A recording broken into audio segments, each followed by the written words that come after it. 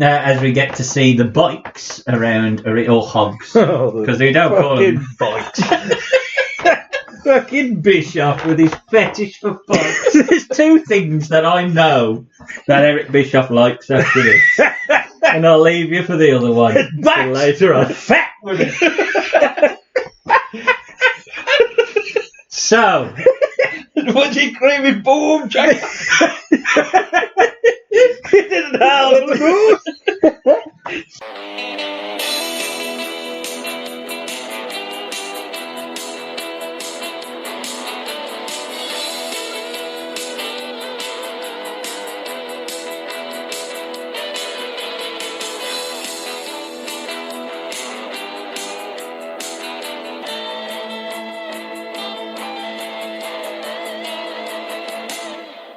The following announcement has been paid for by the New World Order. Hello, and welcome back to the only wrestling podcast that exclusively rebooks, reviews, and reimagines the worst of wrestling's past. We are Better Call Creative, and as ever, I am joined to my left by the first man coming through the crowd to interrupt Mike Enos' match, Sam Chance. Hello. Powerbombing Eric Bischoff through a stage, the second man, Jack Chance. Hello. And whose side am I on? It's Chance. Hello. And if that doesn't give you an idea of who, or what, or where, or why we are reviewing today, it is the NWO Sold Out 1997. So, Sam, have you enjoyed checking out WCW at its peak time in 1997? Peak? My arse was at peak. Okay, now. This is terrible. Tune in, folks. And, Jack, have you enjoyed checking out WCW Sold Out 1997? No. Or NWO? No. No? No. Well, I shall find out. You'll later find out on. why. But we are going back to 1997. I was 10 in 1997. Well, I was 9 at this point, to be precise. You hadn't turned 10 yet. It took place on the 25th of January 1997. Do you know why that is significant in wrestling history? Hogan is. Because it took place 4 days after Clash of the Champions 34. 4 days after 4 that. days? 1 week after the Royal Rumble 1997. And 1 day before the Super Bowl. before the Super Bowl. Because that's what he says. He don't want to do the same night as the Royal Rumble. And he don't want to do the same day as the Super Bowl. So that's why it's a Saturday. Yeah, that's how confident he was. Yeah. I I want to be counterculture, but I'm not going against the Royal Rumble. I'm not going against Super Bowl. Yeah, what about the WWE? So, yeah. And if you look at the card of Superclash had like a 6-man tag with Jericho and Super Callow and all these. Benoit fought Was that the Sullivan last Clash of Champions? Last but one. Oh, really? It was the last but one. And I think Sting. No, I think the tag team match was the Steiners versus the Quebecers. So could have been worse. Or the men from French Canada. French Canadians. 93 WWE. That's a good point, actually. Not WrestleMania 10, though. No, that could have been Mabel and Mo for that. But the world of January 1997 and topping the US charts was Tony Braxton and Unbreak My Heart. Number one and another one with these. Yeah, two is number one Probably. always in America. Yeah, but What about over here? My Or heart is it was broken. Oh, well, I'm going to ask Jack, as he's our resident music expert, what White Town sang. White Town? Number one. I will never be your woman. Oh, is that them? Yeah, your woman. I will never be your woman. I will never be your woman. If we keep singing this enough, Do you understand it, Derek? keep telling the time. Hang on, let me listen. Still don't know what it is. And topping the album charts, to give myself even more splicing to do, was Spice by Spice Girls. Spice Girls. Yes, they were topping. By the Nitro Girl. Film-wise, Jerry Maguire was top of the box office. And video game releases, you've probably never seen Jerry Maguire, have you? You I should have think I know what it is. I think I know what it is. That the one with Cuba Gooding Jr. Show me the money. That's it. I know what You it see is. the first one that comes to mind with Jeremy Maguire. Jeremy Well, Maguire. it was- Jeremy Maguire. Jerry Maguire. Jeremy Pitch. Jeremy Pitch. Jeremy Maguire. Whatever his name, the name of the bloody film is. I think it should have been called NWO Sold Out Show Me the Money. Don't give all waste of money. Show me the booker. We need to have words. Show me the problem. There's a lot of them, Bishop. Stop howling at the moon. Oh dear. And the video game release was Final Fantasy VII, which I haven't played, but it's supposed to be a very good PS1. In the world of sports, bearing in mind West Bromwich Albion, and this will give away when we're recording it, it might not actually, have just conceded 5 goals. This weekend, we conceded 5 goals in the Championship, but who to, Jack? This is 96, 97. Somebody decent. I don't know. Stockport Man County. City. Ipswich Town. Oh, we never did well against them, though. But we didn't. We played whilst Liverpool were in a different competition. It was the 4th round of the FA Cup in 1996-97. Do you know who won it in 97?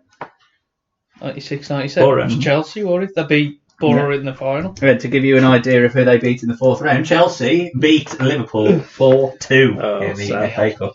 I thought you was going to say Chesterfield, because I'm sure that's the year they got to the semis. I think it was, because I think they lost to Middlesbrough in the semi-final. Well, Bob Mortimer was epic, so they got to 2 finals that year. And they got to the League Cup final the year after. Yeah, but they lost in all of those. Yeah, but look, give them something.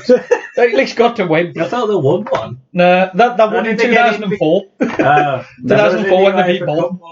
Yeah, there was a. They got to the final of that. People tune in to our wrestling podcast to know about Chesterfield getting to the semi-finals. Yes. Look, it'd be happier times considering where they are now. Yeah, well, that's very, very true. But Jack, I believe, as ever... In Father Christmas. I do believe in Father Christmas, but as ever, Jack... And I know I believe in Father Christmas. I saw him at Survivor Series 92. But I believe... At 93. I believe you have a poll for us. Yes. Poll. 4 albums, all released around the time of Sold Out. No gimmick of New World Order and They haven't all got bin lorries on the Miss front. NWO or anything. Or all to do with the pay-per-view. They have to do with Jeff Capes or whatever it is. Jeff Capes, eh? The world's strongest man. Yeah, I'd rather have had him. Right, Or albums. Britain's strongest man. One of the Albums two. then. Number 1 is Glow by Reef. Oh, and then that has a reference to wrestling, because Glow was a yeah. wrestling. And Reef is what's said at the end of the album. I know it's Reef. Reef are like an indie band, or Britpop. It's the sign of the times. Number 2, Homework. Oh, no one likes Dean, Homework. Dean Douglas by Daft Punk. Well, yes. There's a lot of them in wrestling. Yeah, there is a lot of There's that. a lot of Daft Punks in wrestling. The next album, Lie to Me Okay. by Johnny Lang. Tell me a lie. Tell me a lie. Johnny Lang. Yeah. John Morris. There you go. We're making Johnny the Knight tedious Show. links here. Yeah. And the last one, Clumsy. We've done a lot of them. Steiner, we just did him in November. By Our Lady Peace. Oh, no, that Can't mention who. No, we can't mention linked what to them. song's on there. Oh, okay. No, it ain't on it. Oh, are you on that? No, I've got that album now. It's a good album. Vote Yeah. for that one because I've got it. Yes, but if you don't want to vote, You'll vote for Daft Punk. I know you laugh. Bloody French. head over to our Twitter page now, which is at BCC Pod. Give us a like, a follow there, and a vote on our poll, which will be housed on our website, along with all Jack's reviews. And our website is bettercallcreative.com. We are ready. Oh, but are we able to check out NWO Sold Out 1997? I just want to ask you a question very quickly, because we did... You have to. I do have to ask you a question. Obviously, we discussed that Bischoff kept this aside from the Royal Rumble to maximise pay-per-view buys. Kept it aside from the NFL to maximise pay-per-view buys. How many buys? It's got to be less than 1 million then, I think. Well, that was You don't get that many. Anyway. yeah, you don't get that many. So I'll give you something to work off. Bear in mind they were beating the WWE at this point. Royal Rumble 1997 did 244,000 pay-per-view buys. So how many are we going for with sold out? Bear in mind it was winning in the war at this point.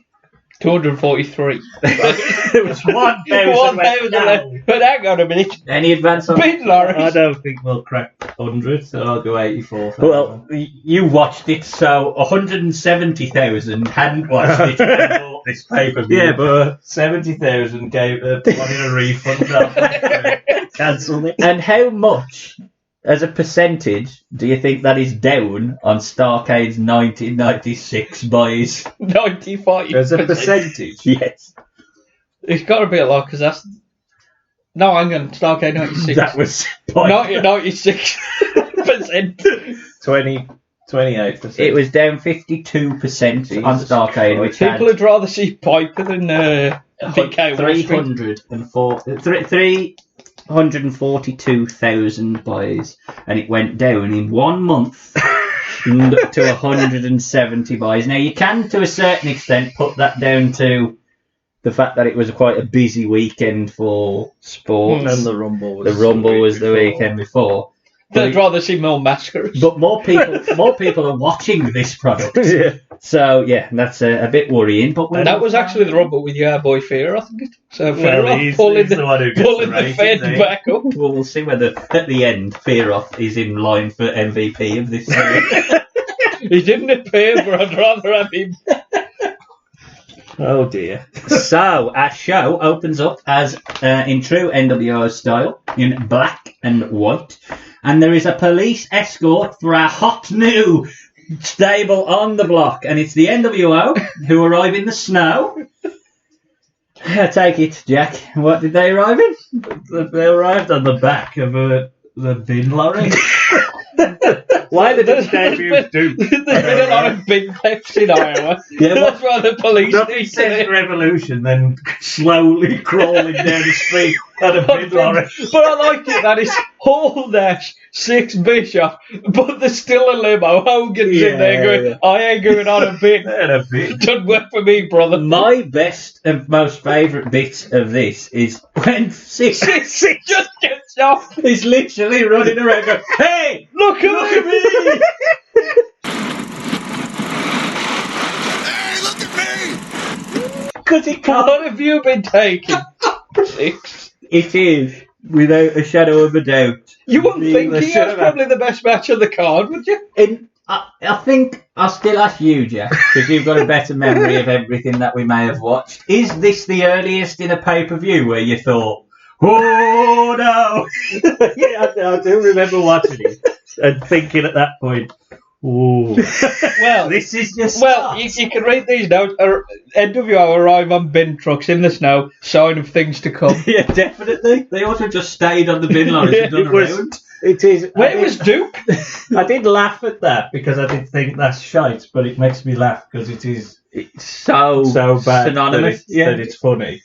It's later on that I started to lose the will to live. But, I mean, now that they've monopolised the bloody bin industry in wherever the fucking hell there was, Iowa or something like that. Biffa, watch out. Took over. There was in Iowa, and I would imagine that they would have been really pissed off the next day when their bins weren't collected. NWO, brother! Leaving all your shit everywhere in Iowa. Why do they do in Iowa at all? Oh, well, Iowa is just a non-wrestling town, basically. And you see that pretty like one of early them into the event. Midwest states where there's really hardly any towns. Yeah, Cedar Rapids, Iowa, we're at. Cedar Rapids, Iowa, are famous for that big NFL team, the Dallas Cowboys, obviously. Oh, what? That'll pop the crowd.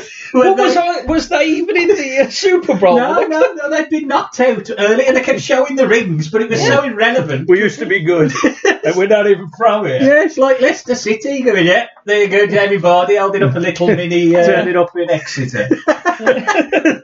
We won the league 4 years ago. Yes, and we do get a coloured promo, though, to start, which is narrated by Bischoff, which we're supposed to be convinced is live, because the podium is set up. This feature presentation is brought to you in living color. Thank you. Hollywood's ready. Thank you very much. New World Order. I stand before you today, Now you're gonna get it. humbled by the premier event that is about to take place. Our own pay-per-view. We are in control. He's out of control. WCW sucks. To those of you who have risen to the challenge NWO. NWO. and have joined the ranks of the NWO New World Order. to change the face of the wrestling world as we know it. Like it or don't like it. You couldn't handle the truth. We don't care. To you I say thank you one and all. Global dominance. You're going down. Who's next? And to those of you who have offered yourselves up as opponents, what the hell were you thinking? It's okay. It's not the worst or the best promo start I think we've seen, but it's a bit cheesy. And to all of those who have volunteered themselves, what the hell were you thinking? Was the key line I felt, especially for Jeff Jarrett. That's just what the hell were you thinking? And to Jeff Jarrett, what the hell are you doing here? But yeah, Nobody fired you. we're now in living colour. The NWO have You live in colour. Yeah, they've It's called the personality you're going to play. They've transformed from black and white NWO to living colour, and we get to see the set of the night, the NWO shit, ring. I mean, That's terrible, eh? I don't mind the set because at least it was different from WCW. So they am differentiating that this is an NWO pay-per-view, this is the way they would want it. And it is a bit Japan, New Japan. It is. In a sense, yeah. I don't mind the ring. but I don't mind that they're trying to put it different. yeah, we'll talk about things they're trying differently as the show goes on. They might not hit the mark, but at least they're trying. No, I do take your point. They did try things. They had a band. Well, they did. Don't know what they were tried playing, went, right? this. I immediately regret this decision. What the hell were you Sat on thinking? some boxes. They did. There's a lot of dead air as well to begin. Oh, there is. Like 10 minutes before anything happens. Well, It Bischoff. feels like them trying to convince the South. Yeah, yeah. Through it. It just Like, feels this like is great. I think. it just feels like they're trying to go for the frat house kind of. We're gonna really, the jocks are gonna really love this, but Yeah, but by the They're time so the jocks over will the be top. watching this, they'll be passed out pissed. well, I was. And Bischoff introduces three guys. That's pretty much what he says, and it's Hall, Nash, and Hogan who can't be arsed to come out.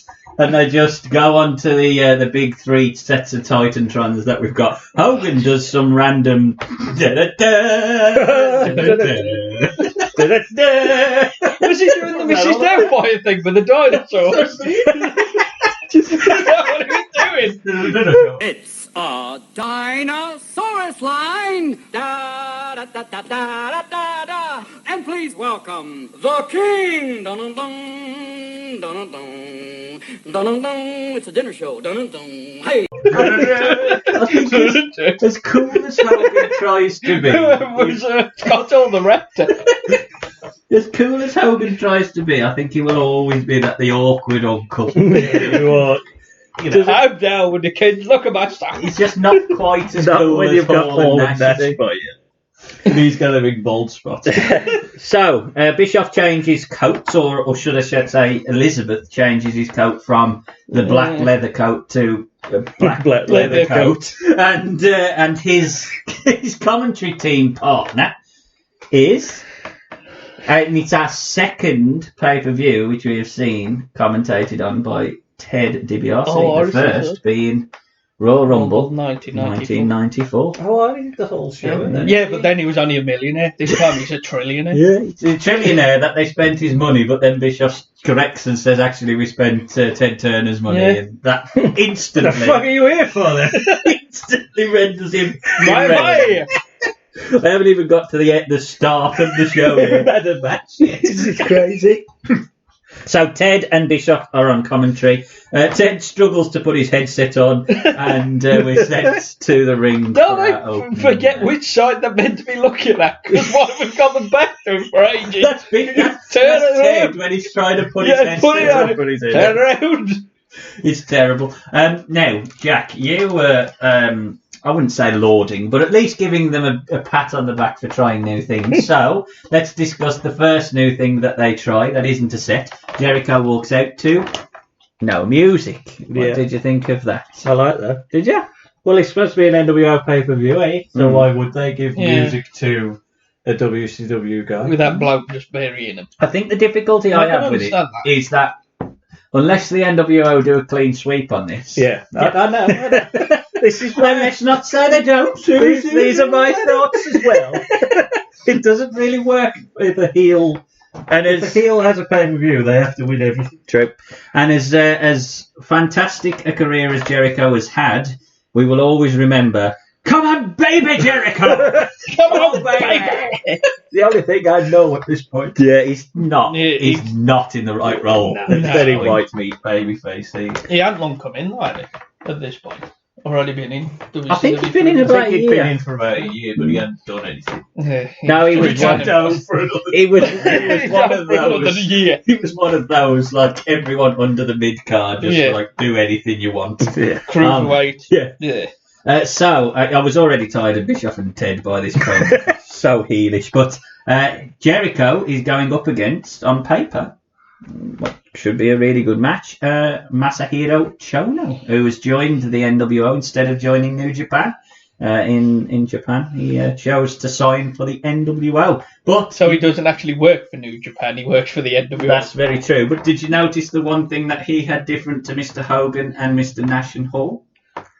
He had a different theme. Because he had the B theme, B Squad theme. I don't get that. It is an awful theme. They go from Rockhouse NWO to Biddlecat. It is very biddly. Why haven't you just shitted on them at all? Why don't they just have the NWO theme? Yeah, I don't understand it. They've instantly gone. Can you find out? We've had more people into the NWO, but we've now got to differentiate the ones that matter. This guy don't matter. You are championship. You are premiership. So our referee, let's get it out of the way, is Nick for the whole Patrick. show. And he is the referee for every single match, but not every single fall. And he is wearing an NWO shirt and NWO baseball. Now, I suspect foul play. Do you think so? He also arrived with them on the back of the bin lorry as well. Was he in the bin? Jack, I'm going to throw to you. You, again, pat on the back for things that are different. Nick Patrick, baseball cap. And he comes up in a baseball. Specifically the baseball cap. Discuss. That's the question. No, how can it work? How can it work if you have a heel referee so for every match? You need to get around that, really, don't you? So, anyway, Jericho, we're supposed to believe, or I believe the plan probably was, the hope that the partisan crowd from WCW Nitros that have been cheering the NWO would cheer them even more on an NWO pay-per-view. The first cheer of the night goes to Chris Jericho. So they failed instantly as we get to see the bikes around, or hogs, because they don't call them bikes. Fucking Bischoff with his fetish for bikes. There's two things that I know that Eric Bischoff likes after this. And I'll leave you for the other one later on. Fat women. So... Was he screaming boom, Jack? He didn't howl at Oh, right. Chris Jericho is dumped to the outside as we see Harlem Heat, the Faces of Fear, and just seeing Barbarian in his casuals. Yeah. Barbarian, and you bring your own clothes to school. Why don't you say... just Brian. Well, I'll fill you in. Yeah, because Sags had been fired, hadn't he? No, he hadn't been fired, but on Clash of the Champions. Oh, is this the one with the outside? Because I do mention it, don't I? Yeah. He'd been suspended for 60 days. Apparently, Hall said he's got kids and told Bishop not to fire him. What are we going to do with Knops? Hogan's, He mate. just stand in the camera shot up. Yeah. His face in there. I don't want a knob in my camera shot. He is a knob. He is a knob perfectly because he's the only one that wears his gear. That's true. He says, "Well, I'm gonna have a match." Just in case, brother. So yeah, Arn, Mongo, Brian Knob. Oh, The God. faces of fear in Harlem. The WCW saviours. Yeah. In the ring, Masahiro Chono is winning peanuts. There's a big shoulder tackle from up high by Chono, and then a spinning heel kick followed by a springboard plancha by Jericho gets him back on top. Jericho sells the knee, and then always funny from the crowd, USA chant. USA. Jack, USA Sam, chant. do you want to explain the psychology behind that? Where's Japan v Canada? Must have been for knobs. Let's go, America! Well, did you hear what he called the spinning heel kick? He calls it.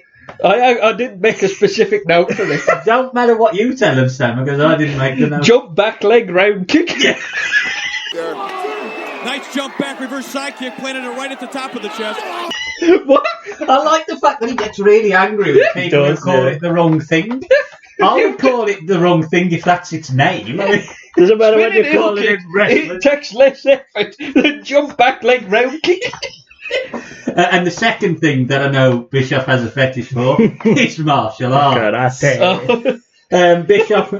Bischoff pimps the Miss NWO contest. Oh, no. We'll get to that shortly. As Jericho hits a belly to back suplex for a slow 2 count, which is our first evident debauchery from It's a the total referee. debacle. We go to a stuttery handheld camera. Oh, the selfie stick. Let's go to Jack. He commends changes. Jack. No, that's shit. Why is that revolution? It's fucking awful, that camera. I got a camera on a stick. Huge stick. Oh, you wait till like there's a bit With specific now. Yeah, when it comes into shot right over him, I thought it was the boom mic. I coming down into that camera shot with him just lying there. They're gonna float with a big fucking stick with a camera. He's got a Thing stick. is, I don't mind them trying to do new things as long as it's like an advancement of technology. If you made it worse, what's the point? You just take the camera to a I know they're stick. trying to do the NWO shaky, but surely it should have just been black and white. Yeah, exactly. I think it would have made it better if Yeah. it went to like an NWO style camera. I'd rather have turned it off. Well, yeah, or not have it at all. In fact, they should have just cut to the Let's go to the camera that's not on. They should have cut to the Cartoon Network in them bits, and we could have saw what was happening with them. Let's go to Raw. Here comes Dexter's lap. There's a terrible crash off the top Oh, that's rope, awful, that is. which didn't look too good, followed by an atomic drop. The table is set up outside.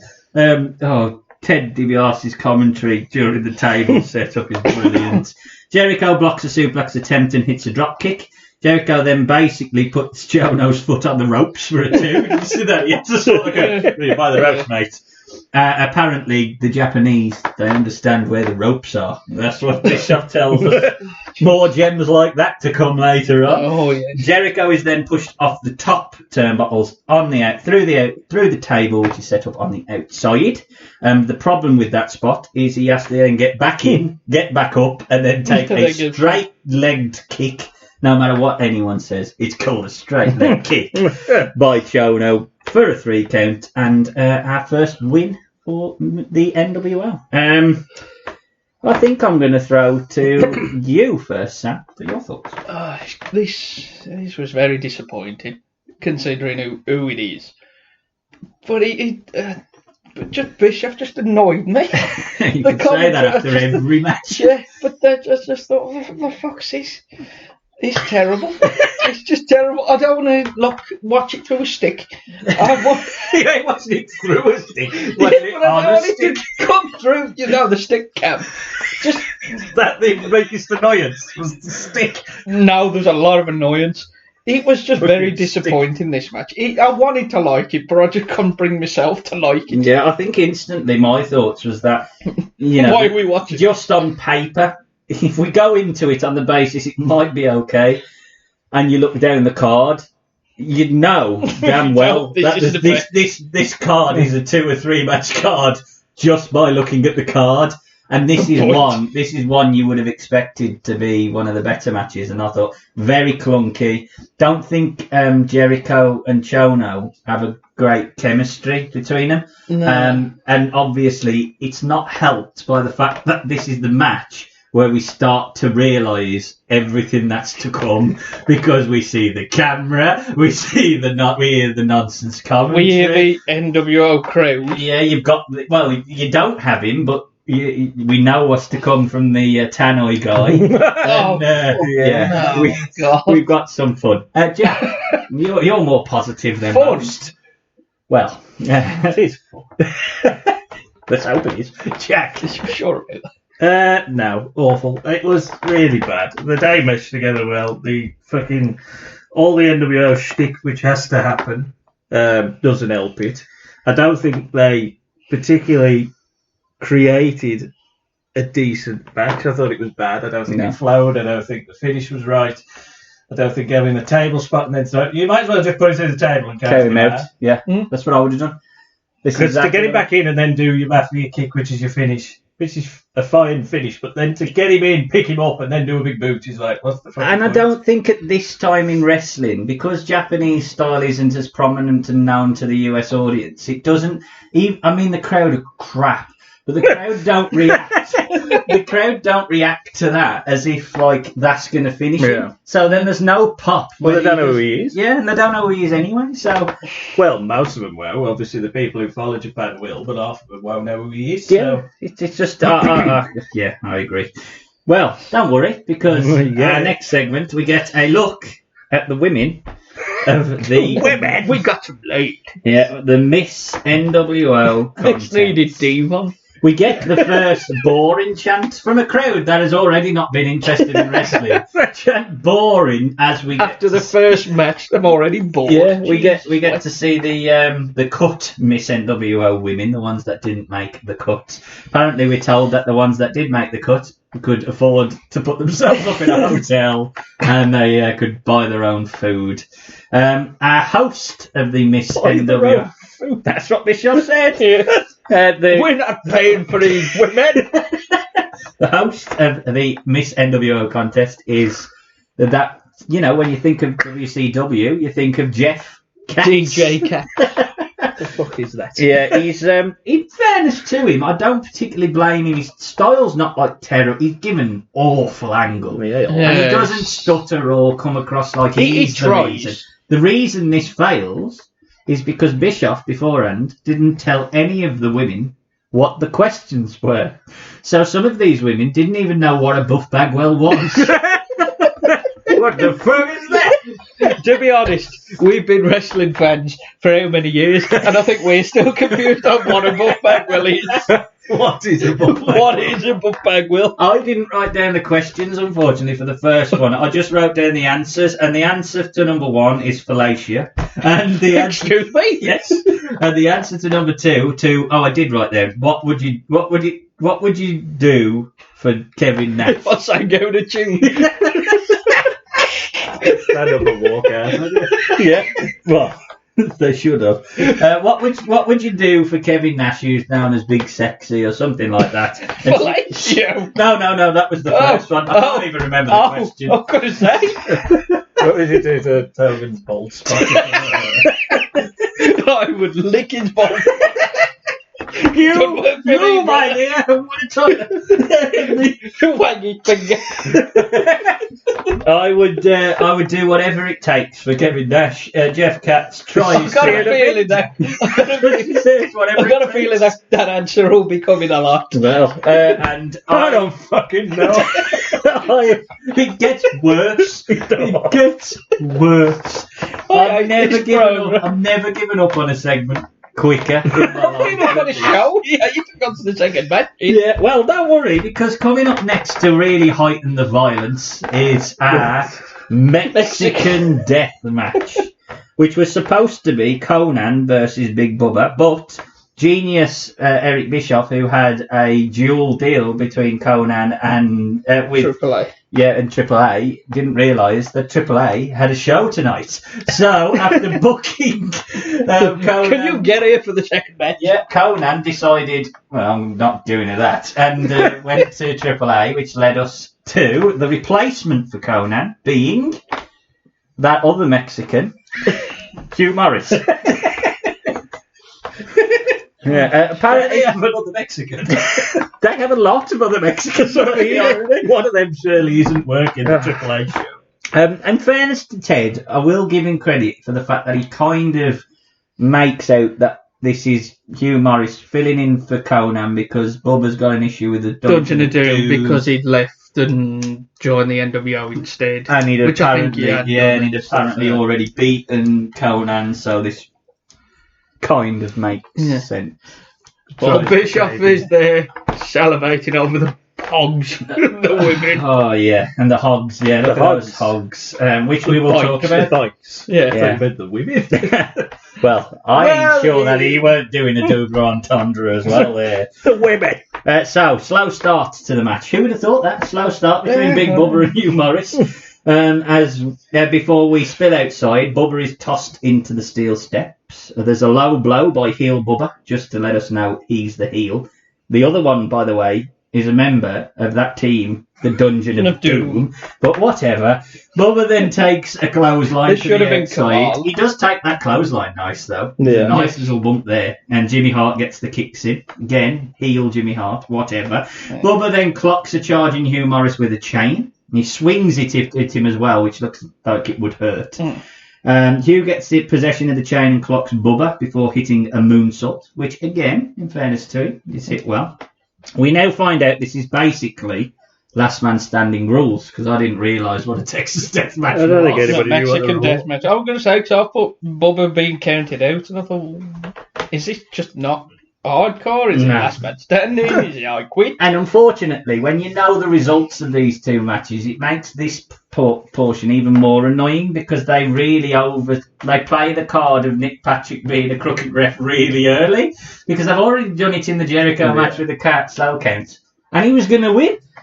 Jonah was going to win that, so he didn't need to. Yeah. And we know we'll see where this goes, but he starts counting slowly on 10. Trying to revive him, basically being a crooked referee. Bubba battles back control thanks to suspect refereeing, and there's a big low blow, again by Hugh Morris, and we spill up the hallway. After doing a fantastic moonsault, I will say, in the ring, I don't think this spot was rehearsed, because Hugh Morris sends Bubba up on the floor, or the staged area, heads up a couple of the stairs, and does the worst attempt of a moonsault I think I have ever seen in my life. It was terrible. It was like if I tried to do a moonsault in this room now, It's it would be as bad as basically, that. he wanted to do it, and then you went, oh, dive back. John Davis. His arse fell out, basically. This allows, and I shit you not, Big Bubba to walk down the aisle as Morris is getting himself up. He gets on a bike and runs Hugh Morris over, but it doesn't really look like a clean bike bump, which I suppose it couldn't, because it couldn't really run him over. But yes, from this, Morris has to sell a 10 count, and Big Bubba is our second winner. He does a nice little... Yeah! Won that match. Get in. Jack, I'm going to throw to you first. Mexican Deathmatch Hall of Fame. I've not seen many, but it was up there. I liked most of it until the end, really. Once they went out the ring, it sort of fell apart. Yeah. Once Morris's arse fell out, the rest of the match did, because that dive was pathetic. You might as well have just tried a splash and not look would have been stupid. better. Yeah. And then the bike. I think You know, my at arse least- fell out. I don't mind them using the bike, but it was a bit of a shite sort of That bike finish. just ran over Morris. That bike just ran over Morris. This is one of the matches where you could have probably got away with the face winning. Possibly. Because it's a knockout match. You in a can't sense. really do anything. You can't Yeah, do yeah, anything if exactly. he is out. I mean, I don't really care the fact that Bubba's gone over Hugh Morris, because I'm not No, I invested don't give a in shit about it Hugh either. Morris, But but I thought it was I a agree with you. decent a decent chemistry between them. Two good big men. Both of them can work. I thought it wasn't great because you have in a gimmick match, which is all about the ending. You have to put more weight on the ending, so it doesn't really matter what goes on in the in-ring if all the ending is building up to can you knock that bloke out for 10, and then the worst bike bump you've ever seen. Mirror on the bike. So I can't call it a good match. But it wasn't. I don't think it certainly wasn't the worst on this show, and it probably was better than the first as well. I will say it is surrounded by shit. Yes, so it maybe looks better. Oh God, we know what to come. Yeah, Sam, it's the best match of the night so far. You wouldn't have thought that, would you? No, you wouldn't when you look at the other two. Hugh Morris is going to follow us on Twitter now. He's better than Jericho. Hugh Morris is shit. Stop bullying me. Oh, don't do that. He'll come and beat you. Yeah, definitely. He'll come and give you a loogie. He'll give you a loogie. I'll just lie by some stairs and wait for him to do his moonsault. just buy yourself a bike. You'll be all right. Flashbacks then. Hugh Morris. So we're back. Don't worry anyway, because we're back. Oh God, this match. We're back. No. We've got to miss NWO bit first. It gets worse. The first bit, the mic isn't working very well, and the second bit, what would you do for a random NWO person? The answer is whatever it takes. Then even Bishop goes. What would you do for Vincent? No, we gotta draw the line there, mate. We get the first pop for big boobies lady, who basically says nothing, and then we see some weird silhouetted ladies dancing. God, oh, that's terrible! For fuck's sake, it's awful. We can't leave this dance behind us.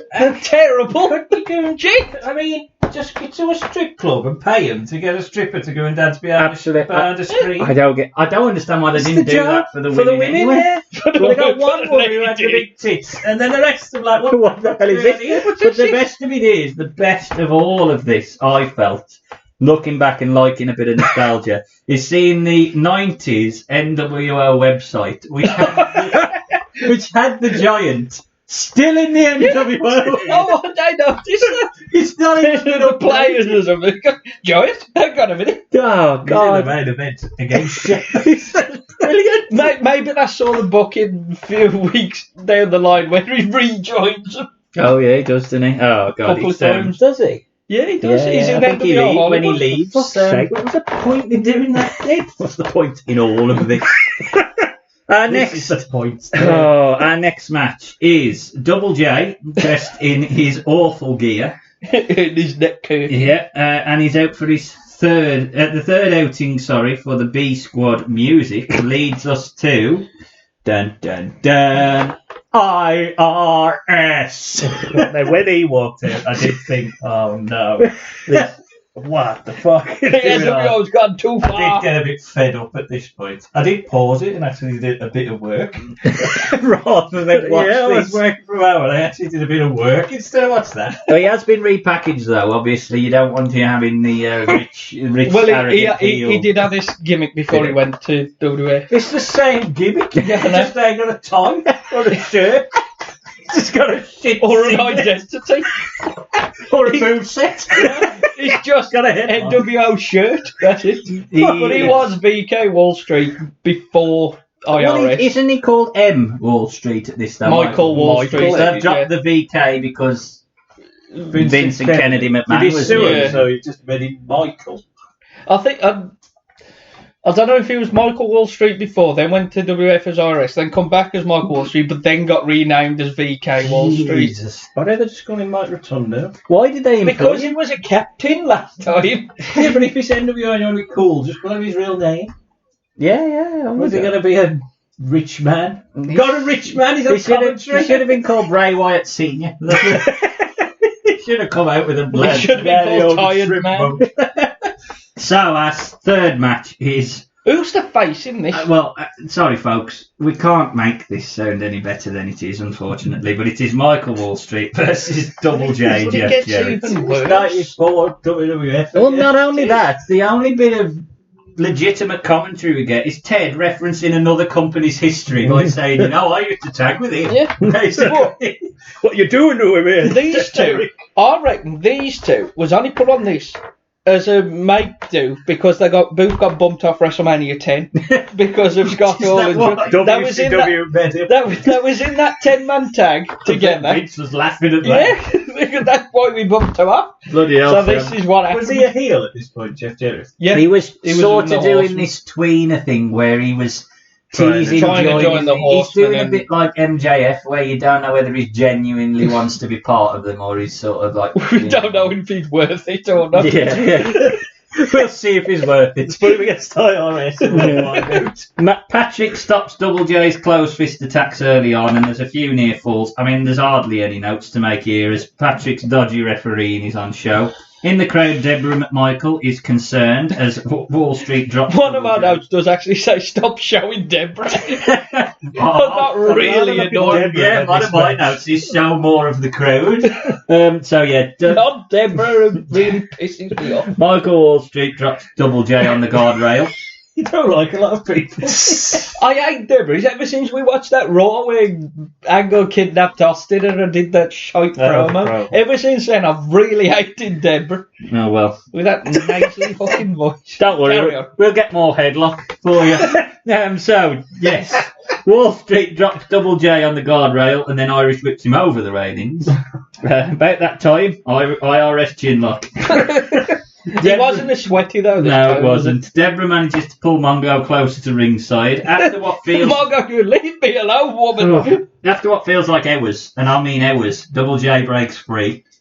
Arn looks so uninterested in the crowd. Doesn't give a I love This that. is a horseman match. Yeah. What happened? Double J locks in the figure 4 leg lock, and Wall Street makes the ropes with the help of Nick Patrick. Mongo steps up and on a abdominal stretch attempt clocks Michael Wall Street in the back with the briefcase, which for some reason the crooked referee doesn't call as a DQ. And as he's laid out, Double J covers him. Nick Patrick, who does tease a slow count, is obviously petrified of the briefcase held by Mongo. That's amazing. And our first WCW win is for Double J, Jeff Jarrett. It's for Mongo. It would have been better if Mongo was in this match. I'll start. I mean, I just thought he was so... Taking aside a lot of the shit, it was so dated. I mean, in 1997, 10 years out of date. this was 10, 15 years out of date. Yeah. There was no spots. Like, I only try and make notes based on the high spots of a match. And there was a guardrail. And a briefcase. And a briefcase. And a Mongo. A guardrail and a medal bar. If this was Taskmaster, that would be the hashtag. It would be guardrail and a briefcase. That was the match. Because it was terrible. And I'm not just saying it because I expected it to be shit. It was worse than I expected. It was so bad. Jack, what are you? I don't know why. I don't know why Michael Wall Street is employed in 1997 on mainstream TV, because Jesus Christ, why is he in the NWO? He's nothing like what the NWO should be. It was in WWF, that's basically it. It's just crap. It craps on Jarrett that he can't beat the worst member of the NWO on his own. please. I don't know, I think it's second worst. Thank God for Mongo coming in and pointing at Nick Patrick, because that was one of my favourite moments. I mean, it's a terrible ending, but also an amazing ending. Because of Mongo. Because of Mongo. Mongo already is the MVP of this show. Sam? I can't do any better than thank God for Mongo.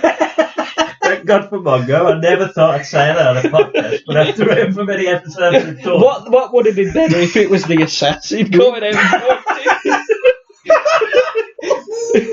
and ill-fitted match, but then he removed the mask in an even more ill-fitted NWO match. What if he was the third man?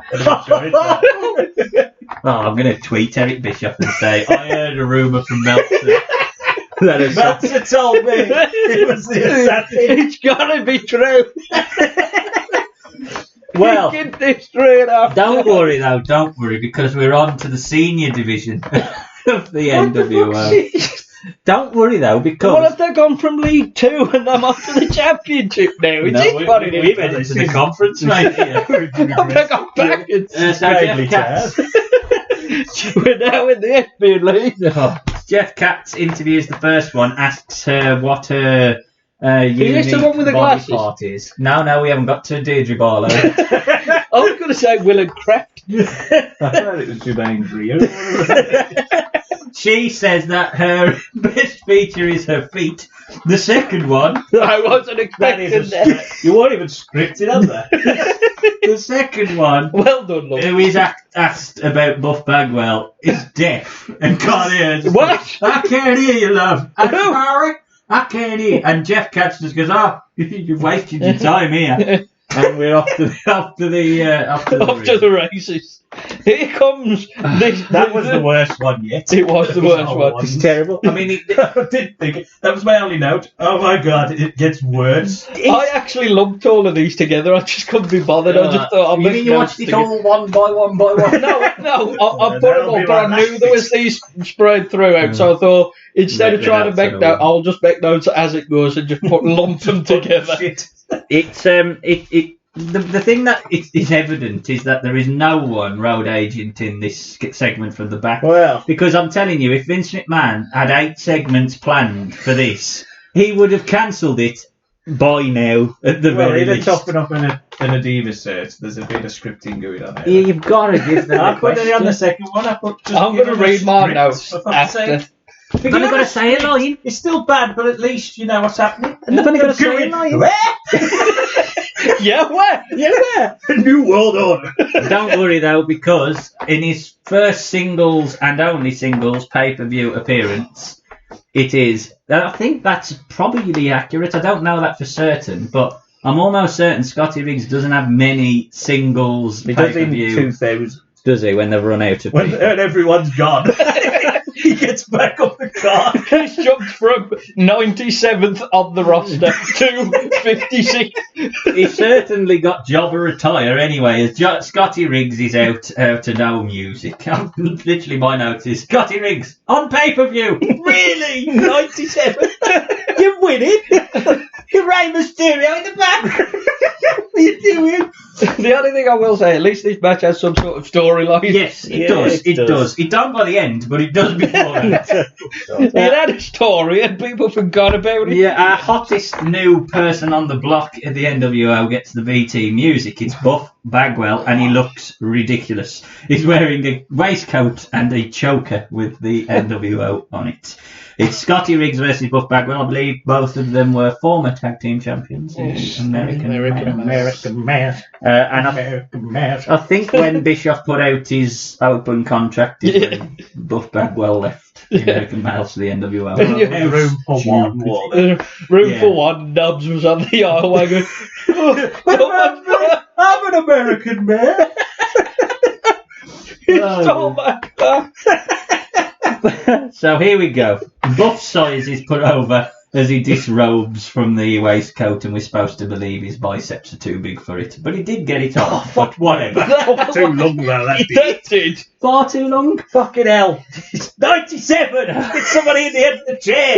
But then again, don't you get one Yeah, on the arms? other channel, someone's cock's being chopped off with a sword. Someone's got a gun on the other one. Buff Bagwell is literally like a cartoon villain. Everything he does is very Cartoon Yeah, Network. just stop talking to the fucking camera. Yeah, he cheap shots Riggs. There's a nice belly to belly by Riggs, and then Buff gets mad, stomps his feet, and slaps his opponent. Bischoff suggests Riggs should be DQ'd for a hip toss over the top rope. Apparently, that's still a rule now, is it? Not cruiserweight, for fuck's sake. Yeah, top rope. Can't do it, damn it. I mean, I don't mind you being heel, but just don't be a fucking stupid heel. Like, you know. Top rope axe handle by Riggs gets a 2, and then Buff poses for the crowd. And we get our first Tannoy Oh, yeah. loser. But even Bischoff and Terry go, what was that? What happened? They know, did they? Jack, They go, what that? again, Jack, our resident, give them a chance. What This is on you, Jeff. Yeah, what did you think of Annoying Tannoy Man? Look, they're trying something different, and it's their show, NWO, so I understand it, but I don't like it. Just because I understand doesn't mean I I like it. understand the premise, but it shouldn't have got past the piece of paper it was wrote on. Yes, but our second appearance of Stuttery Camera on a Stick has Buff Bagwell polished. Maybe the blog should have went, shit. This is awful. We see Harlem Heat and Sherry, and Buff Bagwell Sucks is confused for an NWO chant, apparently. But what we definitely needed in this match, after a sunset flip, is a good old look at a bit of Buff Bagwell buttocks. Yes. His tanned arse is on show. You know who gave him that idea, don't you? Mr. Flair. I know who told him that. Get your ass out, brother. He does his Show best. those buff cheeks. He does his best Rick Rude impression as he wiggles his hips.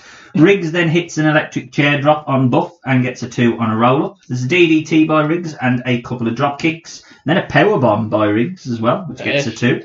Riggs then sets up Buff for a superplex off the top, but it's blocked, he's pushed down, and give credit where credit is due, a quite impressive Buff blockbuster is hit off the top rope for a 3 count.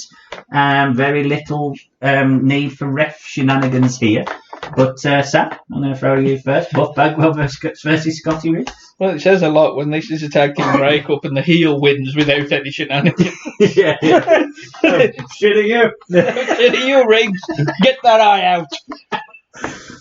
It was okay. It had a little bit of a story. It was a bit too hammy for my liking. Very cartoon. Very well, cartoon. considering as well, not long after this, I watched the War Games DVD, and that one had the NWO where they took the mick out of the Horseman after on. Yeah. Thing.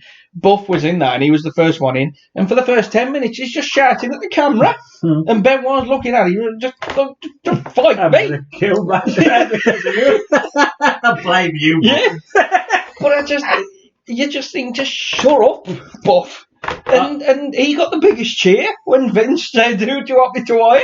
I can understand because he is a gimmick. He is a gimmick. And he's very, very cartoonish. I will say, bell to bell, it was probably Best match of the night. well. I think out of all the 4, these 2 had the best chemistry with each other because there was a tag team. Yeah. Bell to bell, the chemistry was evident. But neither of them can lead a match. No. So they did certain things that made no sense. No. Like Scotty Riggs got a load of offense and it went nowhere. So Buff then had to wiggle his hips and just Look at my ass. yeah, exactly. Matt. And you can't get any heat. You can't get any heat because it's so dominant from the heel's perspective with everything against the face in every match that you can't get any heat. And I felt bad for Scotty Riggs because I thought he was a lot worse than he showed in this match. But what I will say is this is the best ending of all the 4 we've seen in terms of the impressive Buff blockbuster getting over as a move and winning the match clean. That's all I can say for it, though. Well, it does get over him as a new member, who is a credible. I mean, he's only beaten Scotty Riggs, but he's beaten somebody clean. But he ties up that story, though. I didn't think, Jack. Anything else? No, I disagree. This might be the first time it's I lost the will to ever, live. but I disagree with both of you. Okay. I hated it. Oh, I thought it was shite. Oh, you have to It's ruin mainly it. because they're both green as goose shit, as we say. they shouldn't be though, because I think both of them have been a tag team for 4 years or something. Been wrestling for a while, but I don't think any of them, like you said, neither of them can lead a match. So the actual story element of the match isn't there. Yeah, they have a reason to fight, but they have no way of I don't know what expressing the fight, which is shite. I did like the fact that he went over clean. Yeah, but apart from that, I thought it was far too long with nothing going on. So it really annoyed me. And it might be because of what happened before that I was annoyed with Jeff Jarrett and Michael Wall Street was still fresh in my mind. But it was, I couldn't get into it. I didn't like it. So I don't you get a lot of work. So you mean you've got Ciampa, Gargano, then Riggs and Bagwell, Sean Marty. Bagwell. Maybe just below Tyler versus Walter. Where does it come in JTG and Shad? Well, I cared a bit more about them than American males breaking up. Give them a shit. Don't worry though. More NWO shite coming up as Miss More NWO. Okay. The new women can't hear his crap questions, and the next one doesn't respond at all, basically. And basically the next one after that also can't hear, and I think she says something along the lines of, I'd do anything to be in a film with Hogan or something like that. Was that the one on the bike on the stage? Yeah. Is that the one in the Gorka trial? So, yeah, that was the one on the Gorka chart. That was the one. She said, I'd say anything to Hogan. No. So, yes, there we go. Don't worry, we've only got 2 more segments to come of that. God. Coming out. We've got 4 matches. I know. Coming out halfway through the show and not quite knowing what his gimmick is DDP, who comes out with his cigar. Well, he's on his way. I think he's starting to figure it out. Bishop explains why DDP is here, because after Don... And don't worry, DDP will explain it for the next 15, 20 years. Yeah, he does. But after hitting a diamond cutter on Scott Hall and chasing off Nash on Nitro, apparently Hogan is telling them not to react. I like it. Yes. And we see... You're a stupid leader, then aren't you, Hogan? We see a man who I am sure Jack has a soft spot for. A big tank of a man. Beefy man. Big beefy Scott Norton is out. B-team music. Old flat Jack. Like old barrel chest. Oh, he has a barrel chest. I think he's just barrel. He does look like a ball bearing on a barrel, though. What's going on with his body? We He still looks like that now, doesn't he? we have reached the point of No return. after this, the quality NWO people are coming. The real music. Well, DDP has a drag on his cigar after being thrown into the corner by the powerful Scott Norton, and we get a loser again from the. Thanks for that. And then your boy appears. Who? Sting. Oh, they just come to the crowd and Sting just walks off That's and just definitely fake Sting. He don't look like the real, is it? I think They played up like the it's real. Well, he was definitely in the back worry with them when they turned in Sting. He was one of the people that was in the back. But they ain't going to pay Sting. He was in the other bit. He was drunk. Did they ever even zoom in on him? No, there's no Sting. exactly. Oh, Why okay. would you not if it was Sting? So there you go. And why the fuck would you put it halfway through a match when nobody fucking reacts to it? Well, I mean, Why is he just stood on a platform round the crowd instead of up in the rafters? you've also given me a note which happens halfway through my notes. So if it happened that early, God knows what happened. So just don't make a lot of notes. Oh, don't make a lot of That was notes. your first note. It's like my sixth. My second note was Meng and Barbarian share a joke. They didn't look happy. And then Ted really has a laugh at Brian Knobs. The faces of humour. I love I love as well how Bischoff calls this a fast-paced match as Norton slowly corners Page. He's hit with a front base face buster, the sort of sit out. Neutralizer. Is it called Pancake? I thought it was called the pancake. Yeah. Then we see Sting in the crowd. Well, possibly Sting in the crowd. Norton tosses DDP into the ring post and then the steel steps. Bischoff tells us his history with Scott Norton. Apparently he was Max from Max and Paddy. And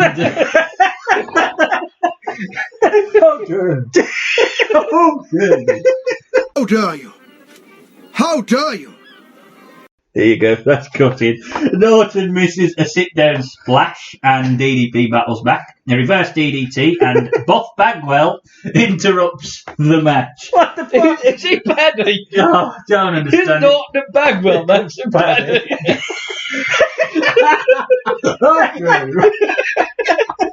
I don't want to see that now. It's Scott and Buff. Bagwell and Norton on the road to nowhere. There's your Brilliant. Get on that, Jack. You're not Just cricket shit. do it instead of The bottle and them on the pipe. I mean, instead of doing the what is it, the camper van or whatever, the mobile up, do it in a big lorry. The road to Seoul. With like Bishop hanging on the back and then walkman running by it. Oh, God. Look at me. This writes itself, this. Buff Bagwell interrupts the match, and the B team are out. Also, I've got a feeling I know what the theme will be at the end of this. First appearance for Vincent. Oh, God. Definitely the Couldn't B team. even get a match. That's your pay-per-view. No, they want It shows how low he is even in NWO. Oh, dear. They want God. DDP in the NWO. I have a feeling I know where this is going. DDP downplays his Diamond Cutter incident, saying both of them had thick skulls, and he puts on the NWO shirt. But swerve, the Diamond Cutter on Scott Norton, and definitely without a shadow of a doubt the biggest pop so far, even if it is a recycled pop, happens as Diamond Dallas Page runs into the crowd, rips off the shirt, and but Nick Patrick awards the match to Scott Norton. Yeah. Before we get to the aftermath of that, I'll throw to you first, Sam. Thoughts on that match? I don't get this match. I understand that they was trying to get DDP on because he was starting to get hot. Yeah, they had a pop, and they wanted that tried pop forever. to, This is what happens. I just don't understand it. And why did they do the same spot again? The logic to me doesn't make much sense. They're trying to put over the fact that NWO is a cool, hip group who make the same stupid heel moves that all heels in wrestling have always made. That's just so stupid. I thought, though, the fact that it was a non-finish, up until the non-finish, it was probably as good a match as we saw so far. And it was a good spot, even if it was a spot that we've seen done way better in a proper crowd. Jeff? Yeah, I don't know the 3 seconds of match that we got, but the rest of the fucking... Why are we doing the spot again? I've seen it. It was probably only like 2 weeks ago. It just makes it look... He did it to Scott Hall. He gave it to fucking Scott Norton at that point. No, and Vincent. He didn't work his way up. Yeah. Like where he worked his way down. Yeah, if all the underlings were saying, don't trust him, but the top brass was saying trust him, and he worked his way through it, you can understand it. But he's worked his way down. I mean, why is Scott Hall... took out the top, now it's going for you, IRS. Maybe he just does it to people called Scott. Maybe I need to give my mate a warning. If you see DDP, don't chase his ass. He rings got right out of the arena. But to me, it was that finish. Just shit. Why are we doing the same thing? Why is fucking fake Sting here? Oh, I didn't get that. I don't understand because you don't see him again. Well, that's the thing. And you don't even I know. was expecting something to happen with that later in the show. And that could sum up the event. We will see what happens. I was expecting something else to happen. Something to happen. Is that the opening? I think that's basically the headline for the pay-per-view. I did like that at the end, Big Bubba did blow a raspberry. They're doing the... God, he had a bad day, wouldn't he? No wonder he went to the bed. Boss man. Jeff Katz. Fuck. We miss all of the stuff that's going on here, though. As we're watching replays, so we missed something to do with chapstick, and basically the NWO are highlighting DDP's attack on their own pay-per-view. What are they doing that for? Does this make any sense at all to anyone? No. But it was better than watching the Miss NWO, so at least they got Well, they that finally scripted the promos here, I think. You thought these was the proper where answers? They started doing, even though they're all brilliant, at least there was made sense with the question. It wasn't just, where? Where's your bag, where? At least it was some sort of answer. What is a Bagwell and why is he buff? So, we move on now to... Those coughing Unfortunately, we don't get Steinerized, but the Steiners are out. God, I don't care how brave that announcer was. When Rick Steiner and Scott Steiner look, and when he calls them losers, I dread to think what he's getting when they're in the back. They'll find him. They're going to kill I'm going to say you don't hear it again, do you? He's not eyes left. There's no way I don't think he's left. I think the Steiners found him. They would kill him, basically. Steiners are our... He screamed, boom, shakalaka. The Steiners are the number one contenders to the tag team champions, the Outsiders. There is no logic behind why this match was booked, although Bischoff tries to tell us apparently they're giving... Even the logic don't make sense. Especially because they're so heelish. If you play up that they're trying to be a legitimate organisation, ran well. Yeah. But if you don't do that, why would you book them? Yeah. Just give Vincent and Bagwell the tag team title opportunity. The Steiners look massive. I mean, you've got this ridiculously big. but that's bigger than we've ever seen. Yeah, even in his final form. No. Still got his old head. But He's still war turtle. He's a blasphemous with a warthog head. Yeah, definitely. He's not quite as quick. You press B when he was evolved. His head stopped. And then Vince got him and goes, "What's happened here?" That was his. Maybe that's what happened. His evolution. He started in his foot. He just stopped. Steiner has used drop foot. Right. Like we said on the other one, he's probably going to hear this. Come find us. You didn't realise. Well, he got the announcer dude. So we're the two Scots start out, and this is where I realised there's a lot of Scots in this. Yeah, there's 4 Scots on this show. So Scott Hall takes advantage and locks in an abdominal stretch, but then eats some belly to bellies by Steiner. And I mean, Scott Hall is a big man, and Scott Steiner throws him around like he's just a bag of sugar. He literally throws him. We get the Steiner pose as the outsiders regroup outside. Ricky's in and hits a power slam. Hall catches him and hits a fall-away slam. Again, I mean, Rick Steiner's a fair-sized bloke, and Scott Hall just tosses him around. Fair play to them both. Scott Hall hits the choke slam as Big Sexy is tagged in. And I bet Cornette could count the next 2 moves that we see because they're 2 of Nash's favourites. Is one of them the hairful? Well, definitely the big corner elbows and charges as Harlem Heat watch on. I think, are they the former tag team champions? I think they are. They're sort of like the 3-way feud they're going on or something. Yeah. Scott Steiner hits his 3rd belly to belly, and now Ricky's in and hits a scoop slam. I did think Nash is taking a lot of bumps for a big bloke, especially in the position that he's in. He's bumping around a lot. Hall takes over and controls the match. We get snake eyes on Rick Steiner by Nash, but a missed elbow drop. Hall manages to retain control, though. Rick now is really playing the face in peril as Scott helps him out and screams at people in the crowd. There's a low blow by Rick on Nash. Again, who's heel and who's not. Scott gets the hot tag. He hits a nice belly butterfly suplex and a side suplex on Nash to the outside.